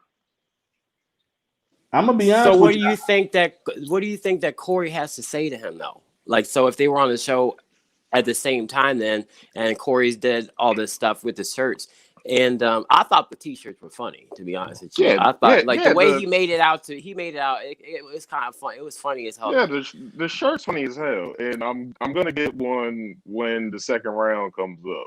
But So he could made it. He could Zoe could have played that off and been funny. Like if someone makes a fool out of you, you play it off and make it funny. It's like, oh, water off the back. Like don't make that big deal of it. You just laugh it off as a joke. Like Zoe could have went with that, and you know what I'm saying, and it wouldn't have been that big of a deal. But with him, kind of like not making himself available, it shows that like he's emotionally bothered by it, and it's deeper. So I I feel think like if he played off by a joke, it would have been this big deal. I think it's more of the public humiliation of everything. Like two And shows, that's or initiation. really 3 shows. A man's been publicly humiliating me for the past 2 weeks or week and a half, and I have yet to say anything about it other than one show because Zoe didn't have a show last Thursday. True. So I was wondering what was going through Zoe's mind as far as Thursday of what he saw on Tuesday. to be honest with you, Zoe sound like he don't have a plan. And so I'm just saying, man, for a person that came across as, you know, being stable minded and having good insight on things, you shouldn't. Zoe is what in his early, maybe his mid to late 40s, Yeah, mid Yeah. to late 40s. and you don't have your shit together. Sorry, I'm sorry, And he man. just got a car last year. Yeah, I'm like, come on, man. You shouldn't be speaking on nothing. That's why Tommy Sotomayor was clowning him, because when Zoe was appearing on Tommy's show or whatever, they did a show with Tommy. Tommy had to pick Zoe up. So Zoe, That's sad, man. That's sad. so no, Tariq, she picked him up, but when Zoe got there to Tommy's house, Zoe didn't even mention that he had to take him back home. Wow. And then and then Corey said that he was on the last 5150 show. He said, he was doing all this stuff, working with him. He never mentioned anything like he picked him up. They drove, he rode with him out to, like, when they did a show out in Phoenix, put him up in his hotels, bought the hotels and everything for him. And that's a long while he still owed that 20 grand. I'm sorry, man, but I think that was before. I think that was before the whole Aries thing happened. yeah, that was. No, that was after. That was after that happened. He was still picking him up. I'm talking about as far. I'm sorry, Dieter. Go ahead. Regardless if it was before or after, the bottom line is that he didn't have to do it and he did it. And my thing is that this guy didn't find anything wrong with that. With the fact that you in this situation and you constantly mooching off of other people. And to be honest with you, it's almost as if he think that he was entitled to it. Like, well, you're supposed to do this for me. And Corey said that. He said, I don't even mess with dudes like you normally. He's like, I don't even talk to dudes like with you normally. So I think that's where he was talking about, like, low key. I agree. I mean, I don't see, man, like, to be honest with you, man, I'm actually disappointed to hear that Zoe was in this situation, being all the the knowledge he was claiming he was dropping and saying this about the community and this and that, and your shit ain't together. He's actually a problem. He's one of the problems. Let me ask you a question as far as that. Yes. If somebody owed you money, and let's say it's the same situation, like you putting somebody on your show and all that, so they can be bigged up and get the same followership and viewership as yourself. And this is coming from what I've saw. Maybe somebody else in the comment section can prove me wrong. If you putting your brother up on your show, and then you have a guest that's out of fucking hand, and not only is he out of hand, he calls the only woman on your show the B word, and he's disrespecting not only himself, but he's disrespecting everybody else on the panel. And then your brother fights your special guest on the show, and then after that winds up owing, or you have to put out $20,000 or whatever amount of money. Would you keep that person around? As far as all the stuff that Corey said, would you keep hanging and messing with that person as far as the show goes, and on the personal level, like Corey was? Would you still mess with that person? Yeah, I stated that. You may have caught earlier, like I don't know what time, but I actually touched on that for about 20 minutes, saying that I couldn't. He was lucky that Corey basically interacted with him and dealt with him as long as he did. And to me, I felt like the nail in the coffin of that friendship should have been over with after that happened. After that debacle with Aries Spears. I would have been done. That would have been it for me. Because he said the attorney was trying to contact Zoe about that situation. Yeah, Zoe curbed the attorney too. Yeah. So that's kind of fucked. You weren't even up there from a legal standpoint to help Corey. But you want me to put you back on the show and so forth. And my thing is that This dude has done nothing. Corey has done nothing but help this guy. So I can understand. To me, I'm like this, man. If somebody has been He's not the man of reason. That's what it comes down to. He's not the man. Not the man of reason. I thought he was the man of reason. But the fact of the matter is that this man has been supporting you financially when he didn't even have to.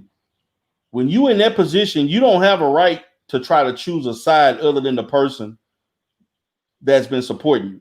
Now, like I said, the best way to handle it was stay out of it publicly. Don't say nothing on camera, but have a discussion off the record.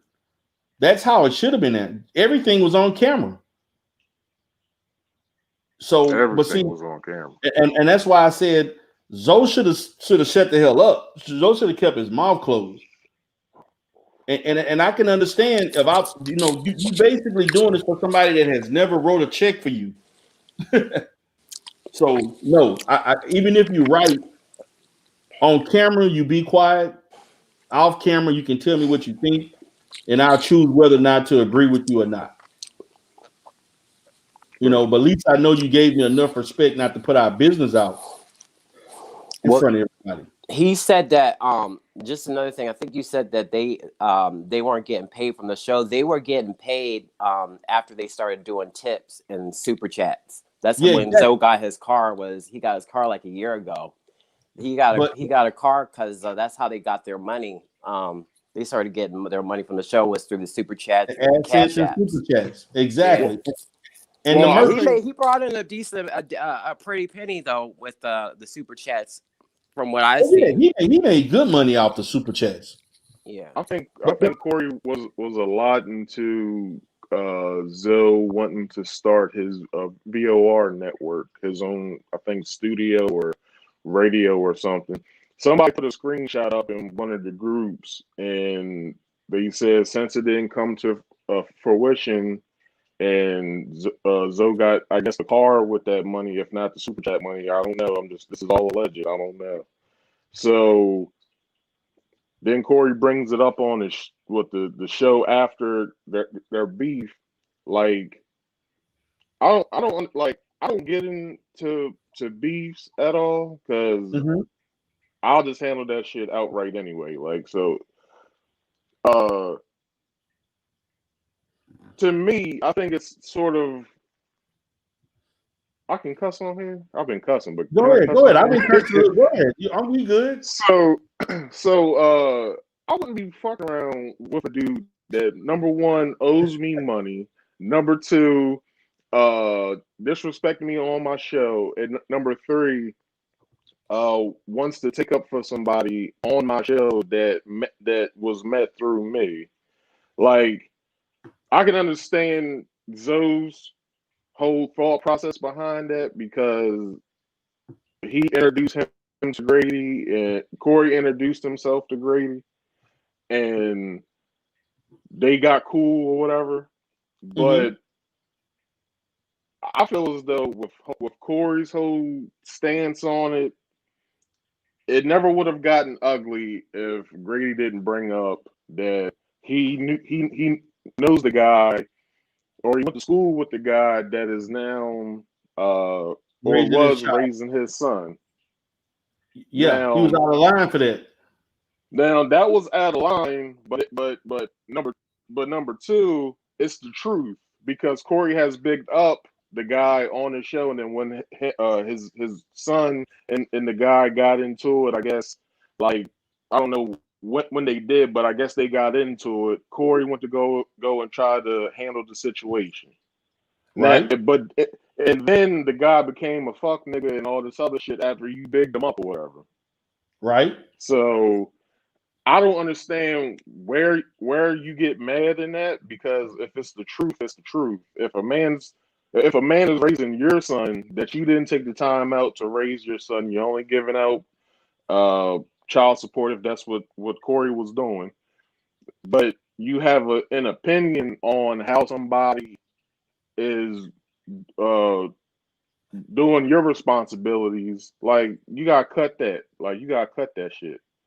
Like, for real. Like, that's just like that's the thing. But I hear what you're saying, Marcus. But is that the right platform and arena to be bringing up personal shit like that. Hell no, it's not. It's not the place to do it at.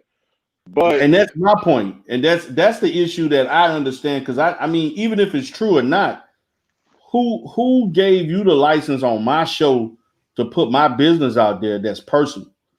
You know what I'm saying? And see, that's what Brady is. It Brady or Grady? Grady. Okay, Grady was out of line for that shit, and I'm surprised that they didn't get in a fight over that shit, because I know I would have. I think I would have lost my cool if somebody bring in my personal stuff, regardless of what. Because my thing is, what does that have to do with the show, and so on? For you to be bringing up personal shit like that, it'll be different if it was off the camera. But you're doing this on the camera in front of hundreds of thousands of people that's watching your show. Their average show does 6 figures plus. You know, that latest show did over 43,000 viewers. So you mean you got all these people watching your show, knowing that somebody putting in a light as if you a bad father? Because that's basically what Grady was trying to say. Yeah, but this is also after Corey's son was with him in LA, and I guess this is how I'm taking it, and I only viewed it from my own standpoint of me and my father's relationship. Not the best relationship, but we're working on it. That's just like my dad. If I'm going to live with my dad, trying to tell me all kinds of shit of how I should go about my life if you wasn't in my life to begin with. Okay, if you pop up every now and again, that's cool, but that's not really being a father. That's just popping up. And then I'm going to live with you, and then you want to come at me with some fuck shit of how I should be going about my life. I'm gonna listen to you, but what you saying holds no weight. So Okay. I'm just gonna go off and go back with my mom like he did, because the it's greener over there. Like I'm not about to.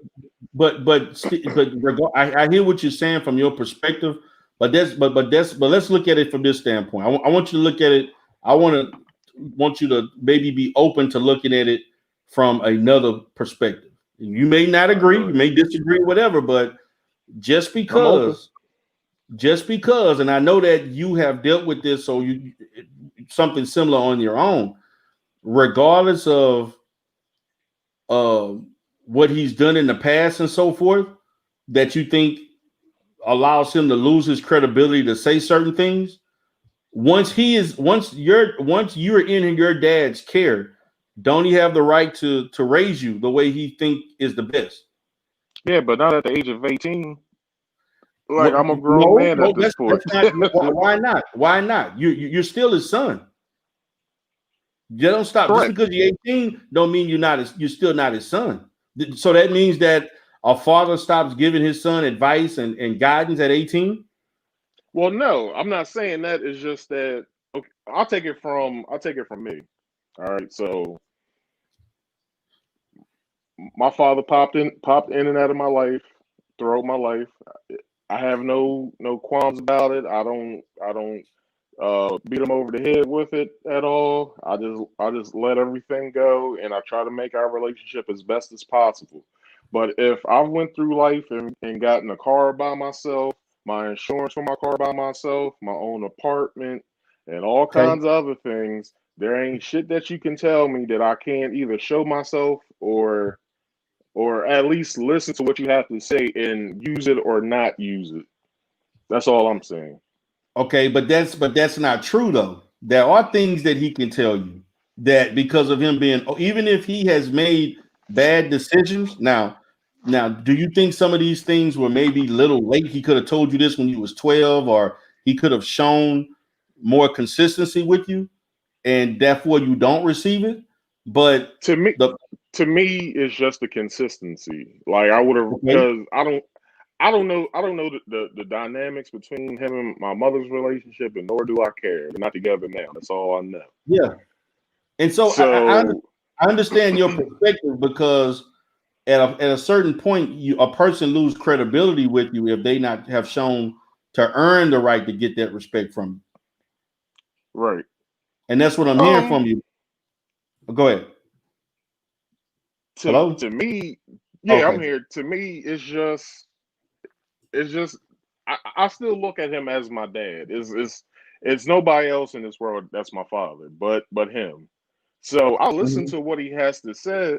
What he has to say. It's just that it's like I don't really have a problem with him as much as I used to when I was in my teenage years. It's just like now, like when I started driving and stuff like that, I started going around him more and started to see where I get all of my stuff from or whatever. Okay. It's just that when he says certain things, I tend not to listen to it because it's like you wasn't there for me to be listening to whatever you have to say on that. Does he make an effort to try to at least allow me to hear his side of the story? Yeah, and I listen to it because not only I don't like I said I don't know the dynamics of my mother and his relationship. Uh, I try to at least figure out within my head how I should hold on, that's not the right thing. Of Yeah. how of how I can go about furthering me and his relationship. Okay. Well, one of the ways that you can go about furthering your relationship is that you're going to have to be open and susceptible to learning what he teaches you without thinking that, you know, that it's not coming from a positive place just because of his mistakes in the past. You have to at some point build a foundation. And I'm not saying you forget and totally forgive about everything, but it has to be a point where if you want your dad to be a father to you, even as a man, you have to allow him to do what fathers do, even if you're at the age where you're not as receptive to it. At some point, you have to be like, okay, dad, I'm gonna listen to you. I'm gonna show you the respect to listen, with the fact that he's doing and being sound in his behavior towards you.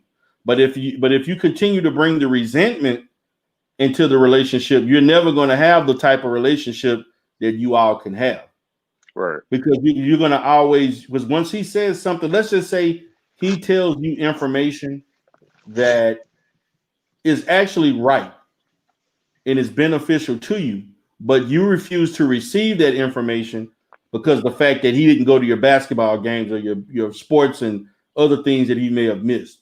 hmm, And you're at the age that you are now, reflecting back on stuff that happened in your youth.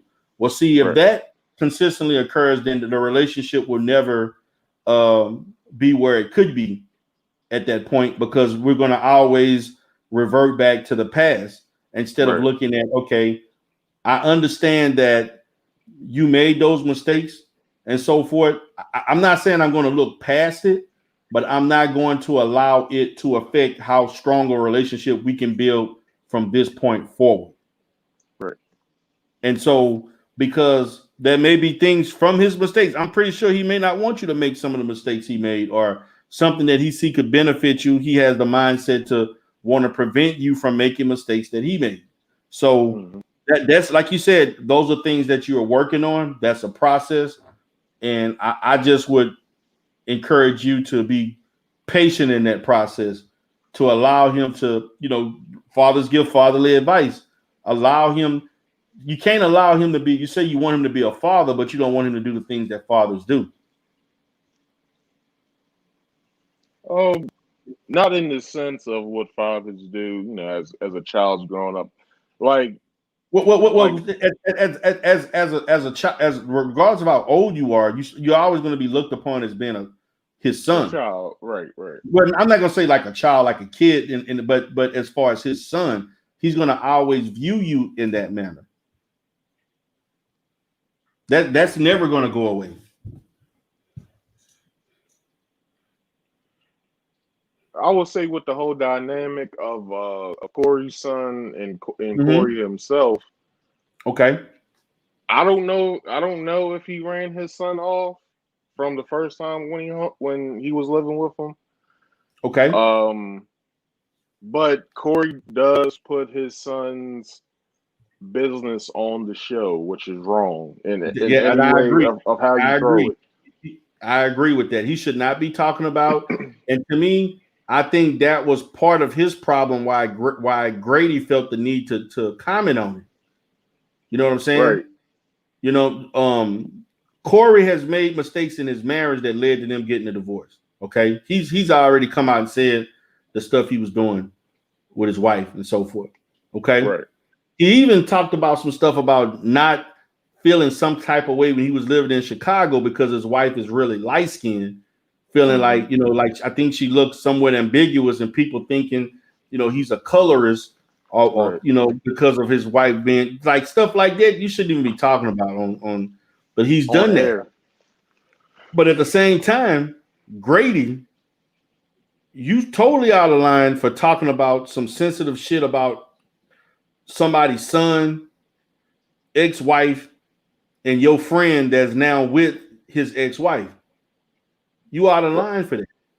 Right, but sometimes you have those types of people that when they hear you say something, They think that they can say it. automatically opens the door for them to think that they can do the same thing. So that's how I viewed Grady when all of that went down. And So Grady was wrong. You don't have the right, man. That's the thing. You know what? You don't have the right because no more. You're not even related to this man. You're not close enough to him. I mean, I know they friends and everything, but I can see if Kevin. I'm saying Kevin, but if if Corey, let's say Corey asked him, "What do you think about my son doing this?" or "What do you think about the guy that you know that's with my wife?"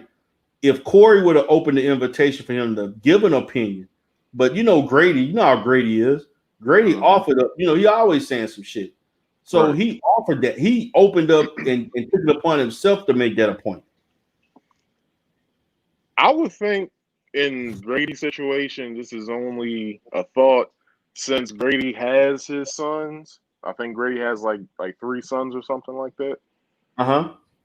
I would I would guess that Corey probably in a way has asked Grady of how he should deal with his son in a way because when he talks about his first baby mama that his daughter is by, his daughter's mom is always a bitch and all that, and like she's on some bullshit.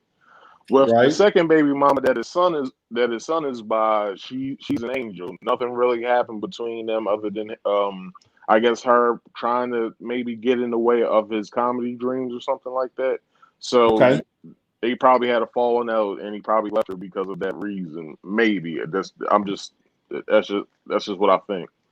True. Okay. Um, so if Corey has opened the communication to Grady as far as asking certain things about like what he should how he should go about with the living situation with his son, then maybe we saw from the show the aftermath of that, and then Grady giving his opinion of what he thought about shit when Corey wants to put stuff out in the open. Maybe I don't know. Okay. I hear what you're saying, but I mean, I feel like this, man. Zoe, that's kind of getting back to Zoe. Hmm. Zoe should have left that alone and not in the position that you're in, just on the show and in life. you should, you should not be commenting on nobody's shit. I'm sorry. That's just me. You know what I'm saying? I'm actually disappointed that he actually. I'm gonna be honest with you. Zoe is a loser. Mm, I look at him as a loser. I'm I sorry, don't man. know as much as a loser. Okay, let's Okay, put it like okay. this. Let me say this. Okay, what would you let's take out the celebrity. Let's the I guess the A B. Let's say the C list celebrity that he has. Okay, if somebody told you a man in their what late 40s living Mhm, off his girlfriend mhm, just bought a car the first time ever in his life. okay. Okay, right? got in trouble and couldn't financially take care of it on your own, and you got aspirations of having a record company, book deal, documentary, right? Mm-hmm. What would you think of that? And has admitted to being broke all his life. What would you call that?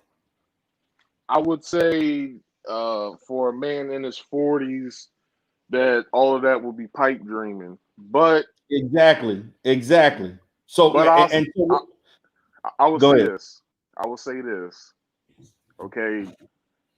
Not knowing his money situation, because I don't know how much money he actually has. Maybe considering how much Corey makes to how much Zoe has, probably to Corey, he's a broke nigga because he doesn't probably have millions, if not hundreds of thousands of dollars. But I would think since Zoe is publishing his own books, he has a somewhat successful radio show on YouTube. He brought out a master class that I don't know how much money that made, and Not much. he has somewhat of other money things. I don't know what else he does. I don't other than radio and writing books. I would think that he has at least enough money to at least put some money in Corey's pocket to pay him back from the Aries situation. But also Corey, from what Zoe said, Corey did say, forget about paying me back. You ain't gotta worry about that. Right? Yeah, at this point. But I will also put in consideration, since the world is how it is now, Corey's probably been thinking about that for quite some time now. Exactly. So, But my thing is that, man, Zoe don't think it's my thing is that Zoe has been accustomed to getting away with not doing shit and people covering up for his mistakes. And Zoe has not done anything of any substance to better his situation. That's what I'm looking at.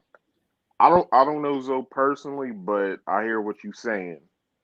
Yeah, because as far not go ahead. I'm sorry, I'm interrupting you.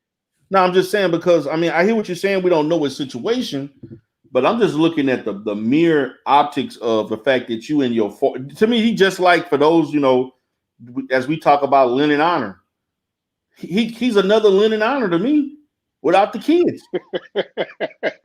I'm sorry. This is another fucking Lennon Honor without the kids, and people been fucking looking past your bullshit, giving you money.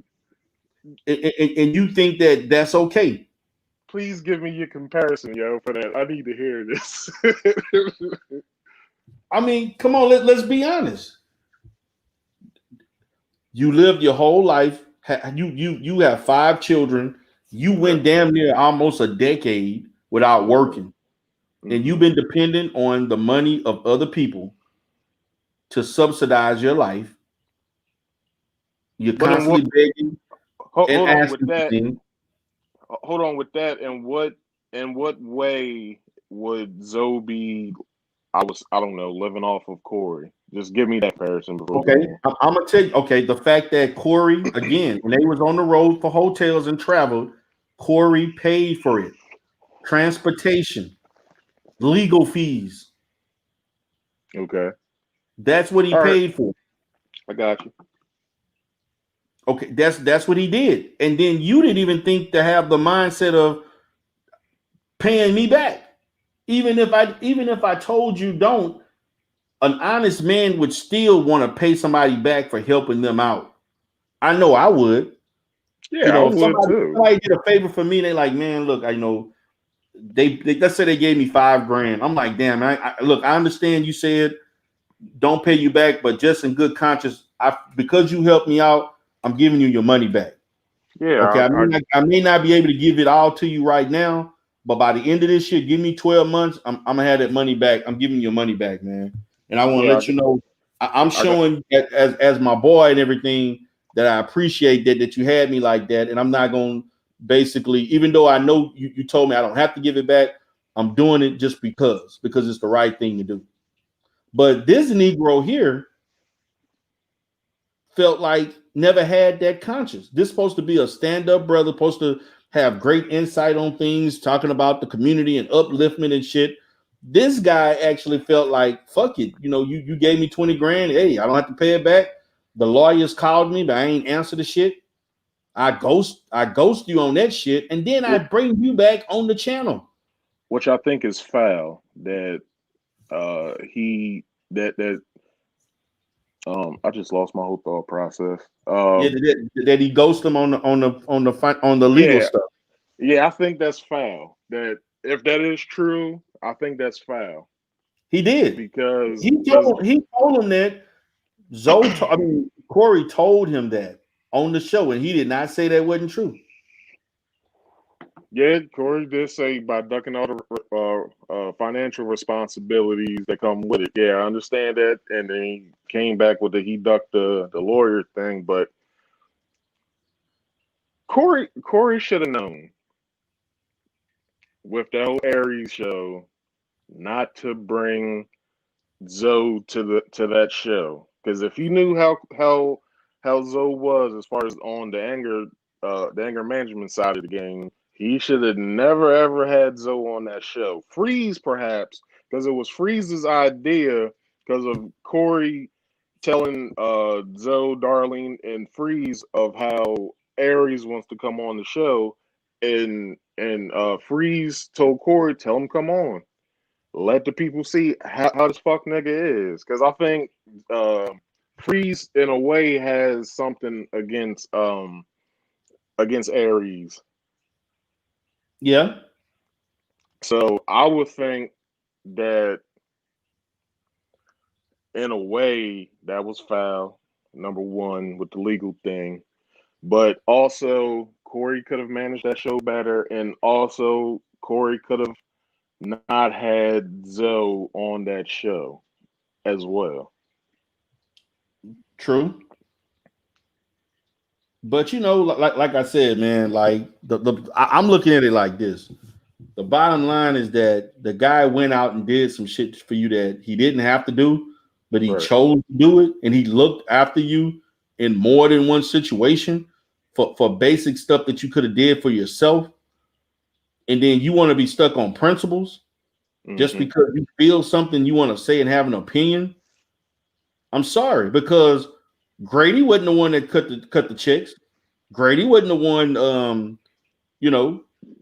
paying for the hotels and food. I'm sorry. You don't have a right to speak on that, man. Matter of fact, you should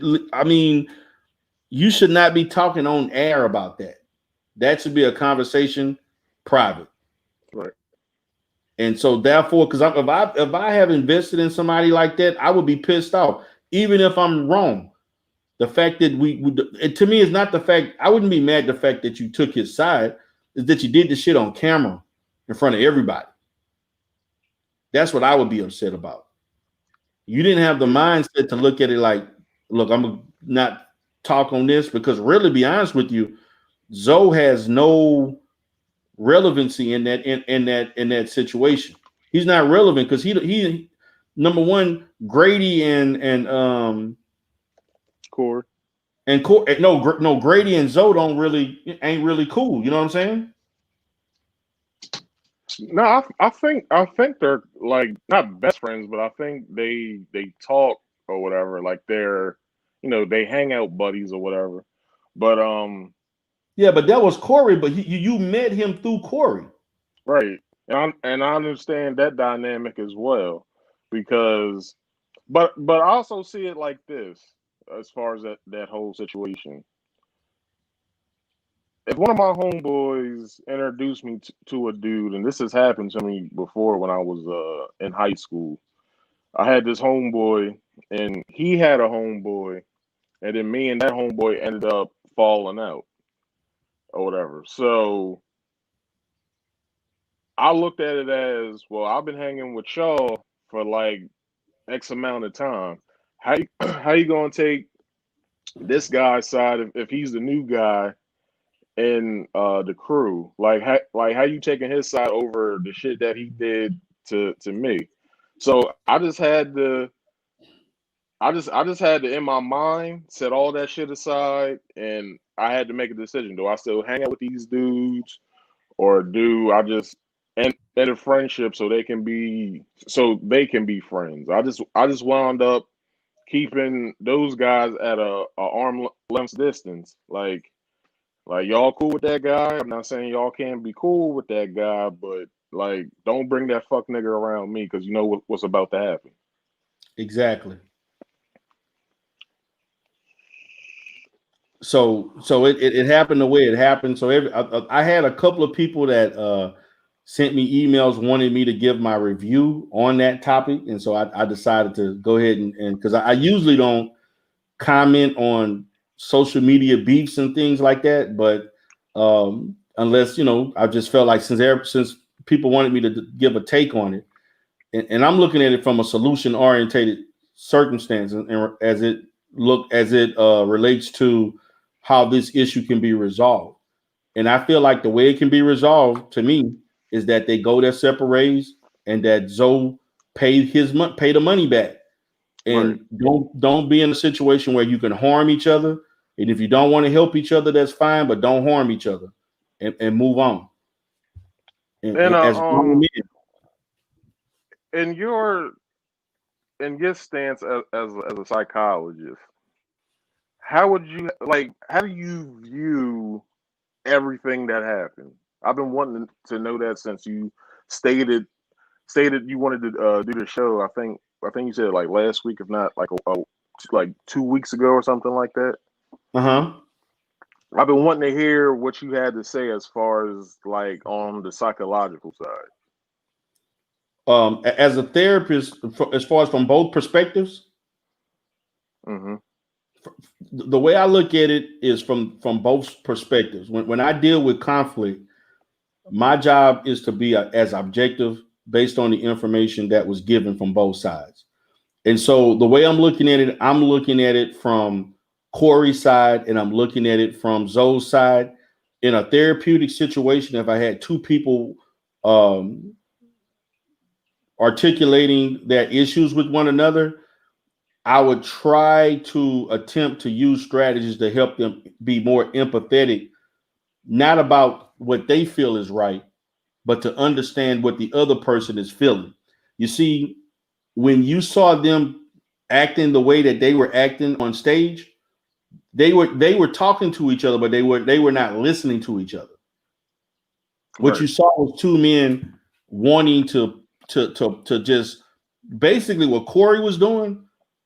Corey had recurrent thoughts about this stuff, and I Mm-hmm. think Corey was slowly becoming uneasy about his relationship with Zoe, whether or not this is somebody I want to continue to deal with, whether it's business or personal.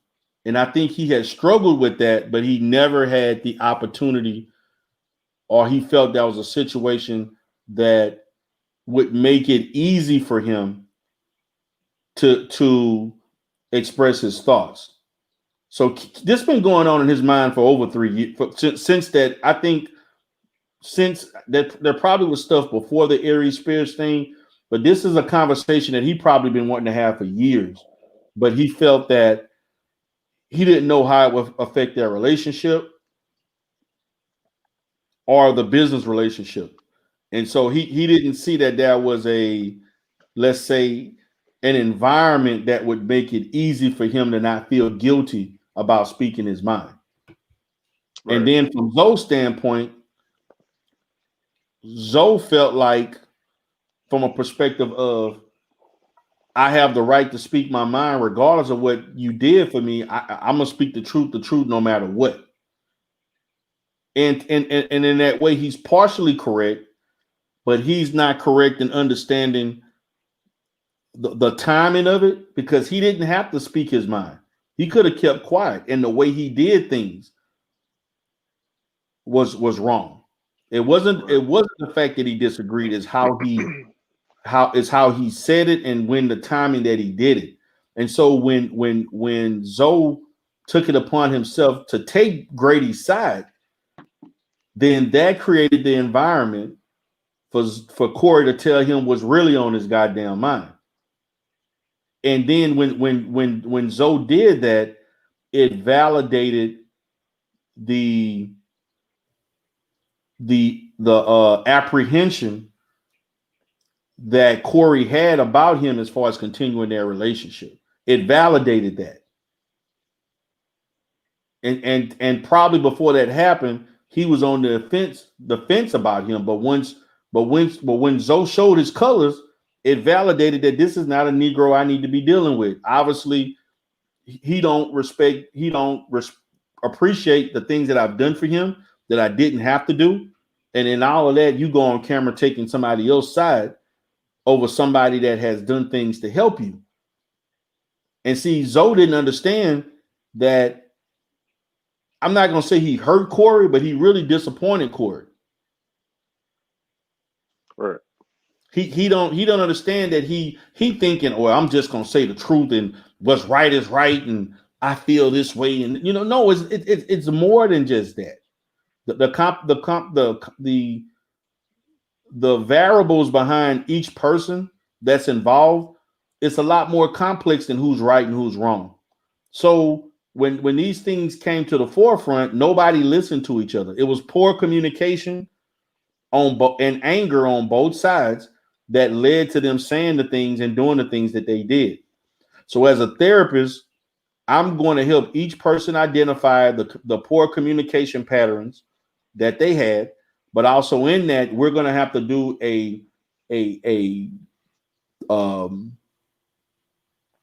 almost like a timeline of scripting to how we got to this point.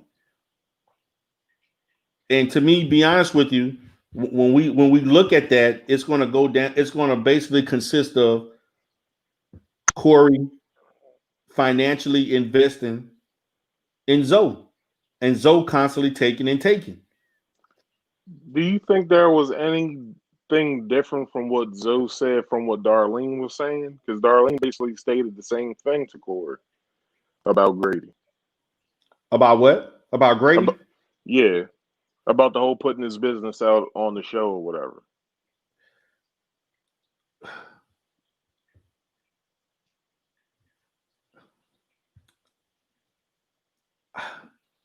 Yes, Darlene did pretty much sound like she was more in line with what Zoe was saying, but it was not. See, to me, this is the issue, Marcus. It's the fact that it's not what they said; it's the timing of what they said and how they did it. Darlene too should have kept her mouth closed. Notice what's the other dude that was on the end, the other light skinned dude on the end? He didn't say shit. Yeah, that's Craig. That's who? Craig. Yeah, that's Craig. Did you hear Craig say something? He didn't say nothing that night, but he did say something. Well, he said a little of something that night, but then on the show that Thursday, he said something after the fact. As far as comparing them to Red Fox and Malcolm X. And then when Corey came on to his show that Thursday after, that Thursday after, he basically stated his piece of how he felt about the whole thing. Exactly. So, but see, that was after the fact. And right. See, they should have kept their mouth closed like he did. Once the heat kind of went down a little bit, then he gave his perspective. So that's what she should have kept her mouth closed too. Steven said that Craig didn't say nothing on the show. Steven, if you go to that show, to the show where him and Corey was arguing, at the end, Craig did say the same thing that he's been saying since it happened, that he doesn't want to see those two brothers fall out on camera, and he just wished that they mend everything and keep pushing. Craig He didn't said want to that see it on the show. Yeah, exactly. Craig said that at the end of the show where everybody was arguing, and then he's been pushing that same narrative since that night. So, And to me, and that's right. That was the right narrative. That it shouldn't have been done on the show. And that's the key thing that people not understanding. Zoe shouldn't have made it a point on the show. Darlene shouldn't have said shit on the show. yeah, Now, but then when you look at it, I can understand why Zoe ain't on the show no more, because somebody just publicly humiliated me on live, and there's no way I can come back from this. Same thing with Darlene. Some people think Darlene shouldn't had came back because of all the things he was saying to her.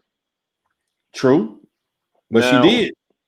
the way where I stand on everything, Darlene says she's a ride or die, so that's the reason why she's back.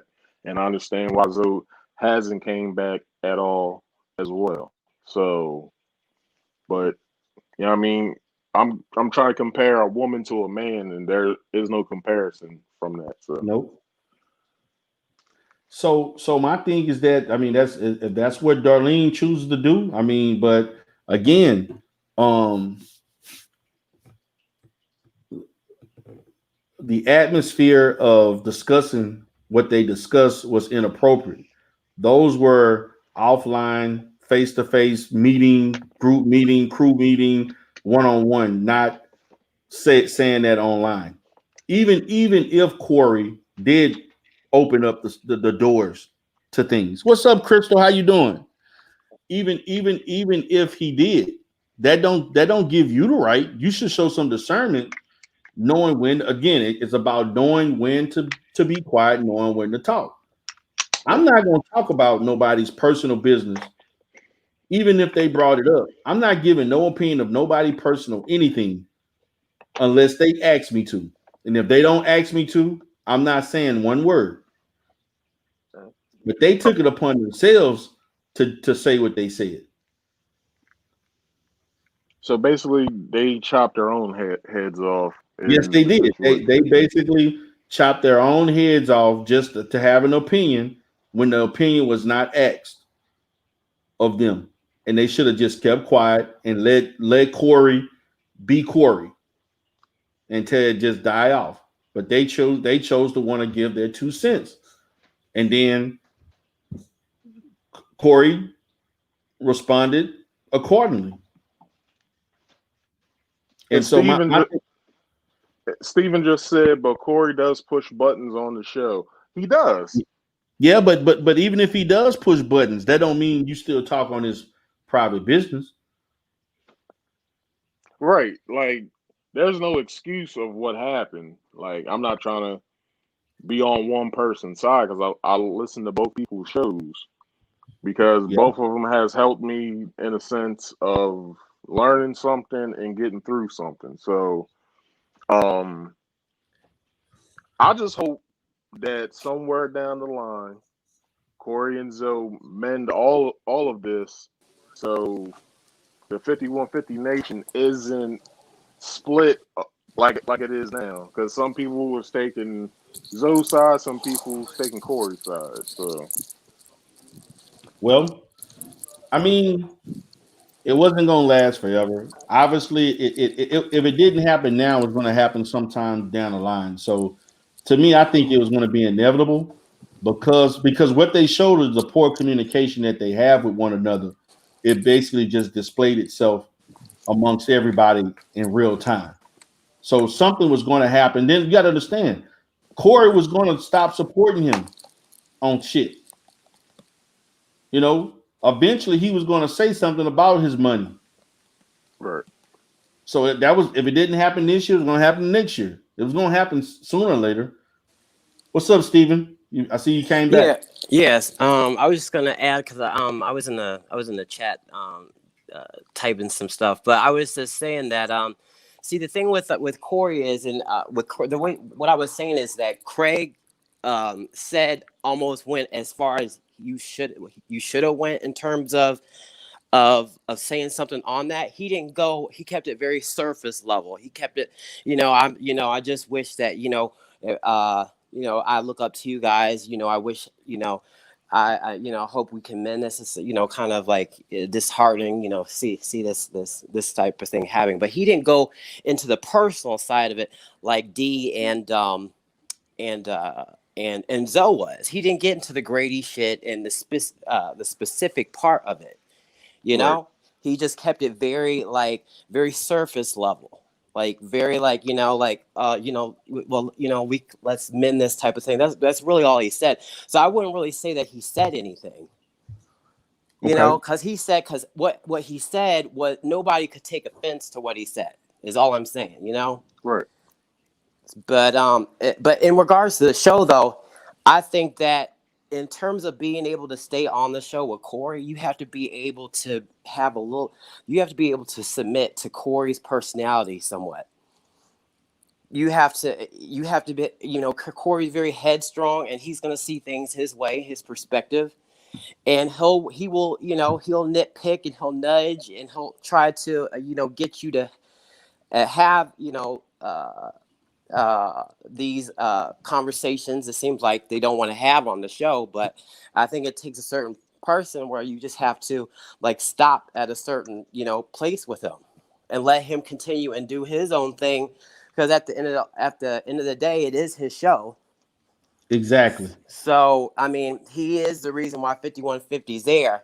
So I would, as someone that is using his platform and you're trying to get places with it, it wouldn't be my place to try to air his shit out on that show. Exactly. And But to me, mind you, it doesn't give him any reason to be ignorant to other people's feelings. But at the end of the day, it is his show, and if you don't like it, you don't have to come back the next show. yeah, That's a decision that the people that they made. They know who Corey is. They know how he is. Dee's been with him since day one. She knows how he is. yeah, They're grown people. They made the decision. They know how Corey is. So they have to be accountable too, because they know who they're dealing with. So that's all I was saying. I personally think it wasn't a whole Grady thing. It was in a way, but I think what hit Corey more from what Zoe was saying is that you had smoke for Grady, but not Stephen A. Smith when you saw him. And I understand Corey's whole thing of Mm-hmm. like you should have never like you wasn't there, you didn't know what we talked about, so how are you gonna speak on something that you didn't see? But I feel like that hit Corey more than the whole Grady thing. But the Grady thing does have merit in it as well. Yeah. Well, see, Craig said. Corey said. Oh, go ahead. Craig. Is it Craig? No, Corey said. I'm getting the two names confused now. Let's see. Corey said that. Listen, this is what I do for business. I talk shit. That's what he said. This is what I do for a living. Is I talk shit. That's his job. So Yeah. he did say that, and that that's a part of his job is talking shit and trying to remain relevant that's all Hollywood shit. Yeah, and that's why I was saying go ahead, Marcus. No, the only thing I was going to say was that Corey from the show to Corey live on stage. Yeah, Corey's more green on the show than what he is on stage. That's just all I have. He is. He is. Yeah, I think he's more restrained on the show. Yeah, I agree. Definitely. Yeah. I agree, but I mean I'm like this, man. Because his jokes on the stage though will have him take off YouTube. Oh yeah, they not going. Especially he did that one. He had that one abortion joke. Dude, I was dying laughing. That was hilarious. Yeah, he said some raunchy stuff, man. I mean, I think it's funny, but I mean, he say some raunchy stuff. So it is, yeah. So you just got uncomfortable. It makes you uncomfortable. You got. Yeah. So yeah. So definitely, so my thing is that hey, nothing lasts forever. They just going to part ways, and his show is basically gonna you know, it's gonna develop into what it is. He's gonna find a new cast of characters, and this will be put in the past.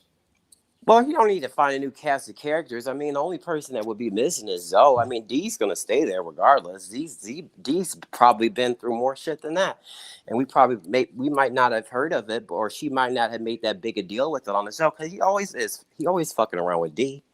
But to be honest with you guys, this is no But D different. just passes it off. This is actually no different than any Hollywood sitcom or whatever else. Look at Will Smith and the lady that played his Aunt Viv, the original Aunt Viv. Oh yeah. They didn't talk to each other for damn near almost 25 years behind some shit. You know, that was on Will though. I put that on him. Exactly, but this is like part of show business. Yeah. So and they've had things way worse than what we, are seeing. Right. Yeah. But I would say with that situation, there's no better Aunt Viv than the first Aunt Viv. The That's second how I Aunt always Viv felt too. made like they didn't even need an Aunt Viv after they got rid of the first one. Aunt Viv. Exactly. Yeah. The second Aunt Viv was just there, but never. She was seen, but not heard. She had no personality. We didn't have a connection with her. Yeah, she was just there saying stuff. And the Aunt Viv on the show, the first Aunt Viv, she was actually really pregnant. Yeah. She was actually really pregnant. It wasn't. She was pregnant in real life. So they brought that on the show. I would say the only time they tried to make us connect with Aunt Viv was the show that they had when they went on Soul Train. Oh yeah. And I guess she found out the second Aunt Viv. Yeah, the second Aunt Viv. I guess she found out on that episode that something had happened between them as far as like their marriage or something. I can't remember. Oh yeah. But they tried to make us connect with Aunt Viv with that episode, and it's like that shit's not working. Like, I still see the second Viv as like the side chick. I don't give her as much respect as the first Aunt Viv. Because the first Aunt Viv was like an aunt like a real aunt that you have. If she was more relatable, and this other Aunt Viv was like way more bougier, kind of to just didn't have the same. She didn't bring nothing to the table. Right. Well, the first Aunt Viv is kind of like the shit that you see in real life. You see the man before they have the money. They're with the dark skinned chick first and foremost when they didn't have the money. Yeah, that is true. That's why I think that's at least why I was like rooting for the first Aunt Viv, because I'm like that I was like, that's right. This man is staying with his first woman he was with when he didn't have no money. That's why I was rooting for the first Aunt Viv, because in Hollywood they don't like, a lot of times they don't like to pay, like to show that image. This is a dark skinned woman, the beautiful dark skinned woman on TV. It's playing has a positive role. So I was like, I like that. It was like another we had another Felicia Rashad on TV. Like that was that's why I was on that level. She was definitely. She was a college professor and stuff. Yeah. And, she just brought more personality to that role, and she was a better actor. Yeah. And from a image standpoint, it looked better for our community to see something like that, especially little brown girls. Give them something to look up on the TV, and see like a positive image that looks like them. I just thought that was good, at least from an image standpoint for our community. Exactly. So I think I just think there might be some deeper reasons why we needed the first Aunt Viv on there. Exactly. And I don't think maybe he didn't see, but he was young when that happened. He was in his mid-20s or something. He might not have been thinking that deep at that time. So yeah, he wasn't. So guys, I'm going to go ahead and wrap this up. It's been definitely fun. I may start going into more topics like this. I don't typically do it, but I mean, the response has been pretty good. The chat was definitely giving a lot of opinions. So that may be something I have to definitely look at doing in the future. So What are you thinking about taking up as a topic next, D? next week I'm going to continue. I made it a point to focus more on relationships, Uh-huh. and so I got a great response last week on the relationship stuff in Yeah. regards to women leveling up, and so I'm going to talk more about the divestment group, people dating outside of the Mhm. black community, sugar baby, sugar daddy relationships. Gotcha. Men, women marrying rich men, or Right, black right, right. men marrying, choosing hypergamy and so forth. I'm going to continue that during the week. Uh-huh. I'm also going to maybe do one show on some of the Umar Johnson stuff because I Mhm. hadn't done that in a while. So I'm gonna just kind of do like a review of what I've been hearing. Ain't hadn't much been going on right now, but Yeah, there's not a lot going on. Yeah. yeah. So as I Did say, Lennon even go live? I don't even think he went live. he went live the other he went live the other night. He did go live the other night. He said at the beginning of the show, I noticed that he said that he was going to be only going live like 2 times a week Okay. versus 3 times a week. And then he said it's the first 5 minutes of his live. He says this he's going to be going out live 2 times a week, and then he's going to be taking a break from the Umar stuff for a little bit. It might go down to like once a week. Instead, he's going to Now be he's working taking things He behind. a lying. break from that. That's why I was thinking. Yeah, he's lying. He's He cap. That's lying. cap. Like, Yeah, that's what I was thinking too. Yeah, He's he's capping. lying. He said he like, was only going to do like school updates. why would he take a break from it now if He's he's been doing listen. this for like the past He 5 years? said that he was going to he was taking a break, and he's going to be like, instead of going as many lives as he was, and then that's another thing. He said he was cutting back because instead of doing the 4-hour lives, he was going to start keeping it down under two and under for each live. Now this is what he's saying. Now The what he reason why does he's is doing something that different. because I the don't know. donation's going down. See, That's yeah. if the That's what I donation was thinking. Yeah, was given out longer, he will he stay would be on live longer. exactly. What he Yeah. found is that after a certain period of time, the donations slow down. So he's not going to be on The longer than what he people, needs to they're collect the getting donation. bored. People are bored with it. I think he realizes that people are getting bored, and they're starting to trail away. Yeah. Like people getting bored off the same shit for 2 years, bro. Like for real, dude. Like that's like nobody can watch that shit like for 3 days a fucking week. Like come I'll, on, t- man. Like was I'll tell. saying he takes a 3-minute Umar video and it turns into 4 hours. That's ridiculous. He says the same shit. I'll tell you the truth. So I didn't get up to know who D. Durrell was until I think I was looking up something as far as like Dr. Umar. Then I saw D. Yeah. Durrell. Saw that he had a show on something. I started following D. Durrell.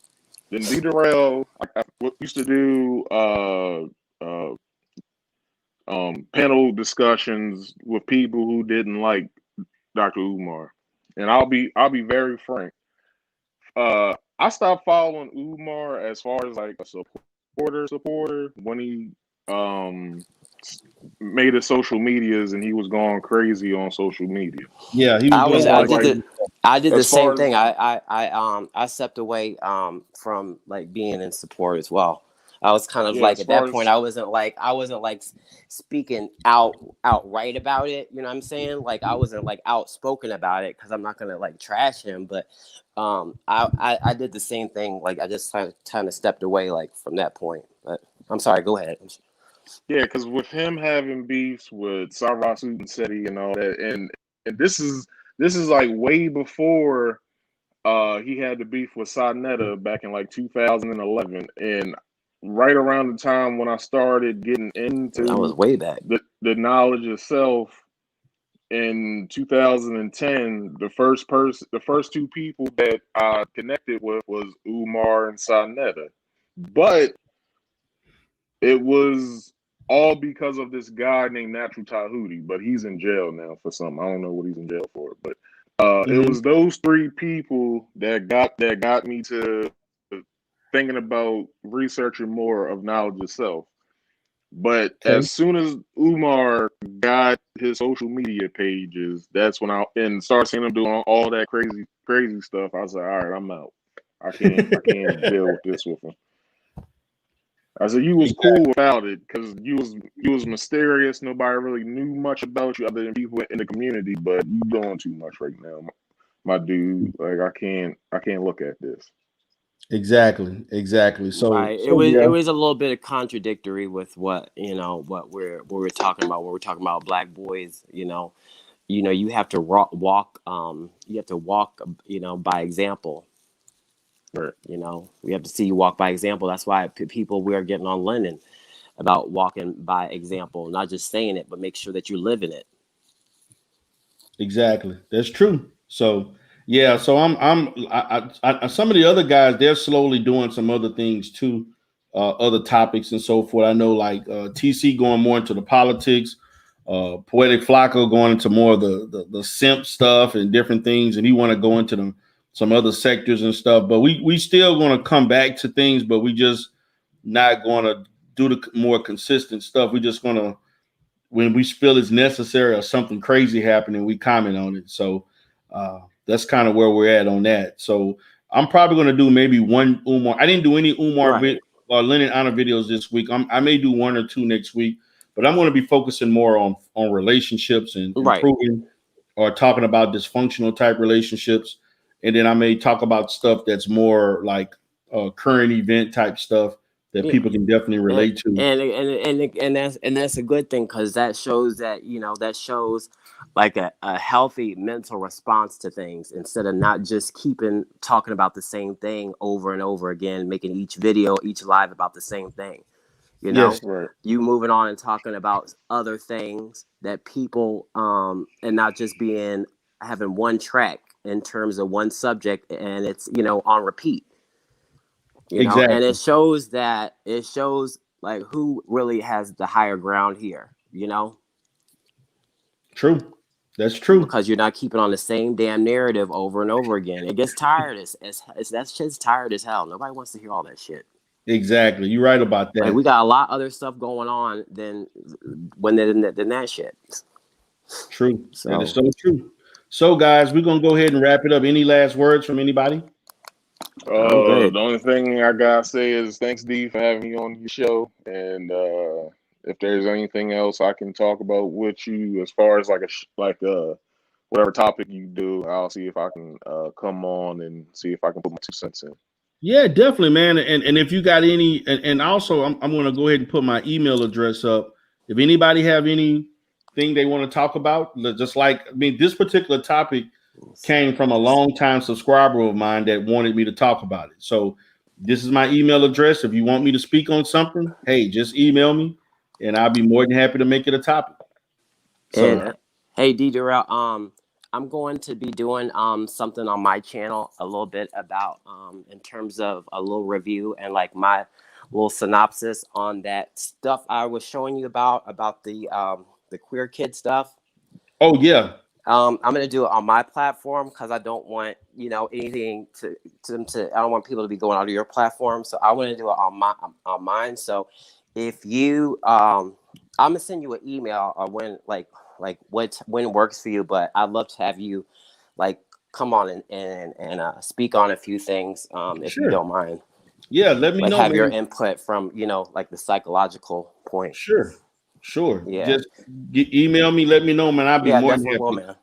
I'd definitely be more than happy to come aboard and help you out on your platform. That's what's up, man. I appreciate it. All right, appreciate it. All right, guys. With that being said, guys, you all have a good night. This is D Durrell with D Durrell the Rebirth. Also, simulcasting with D Durrell Life Solutions. Definitely coming with the real solutions, problem solving. I'm all about resolving things and moving forward and progressing. So you all have a great night. Talk to you later. Peace.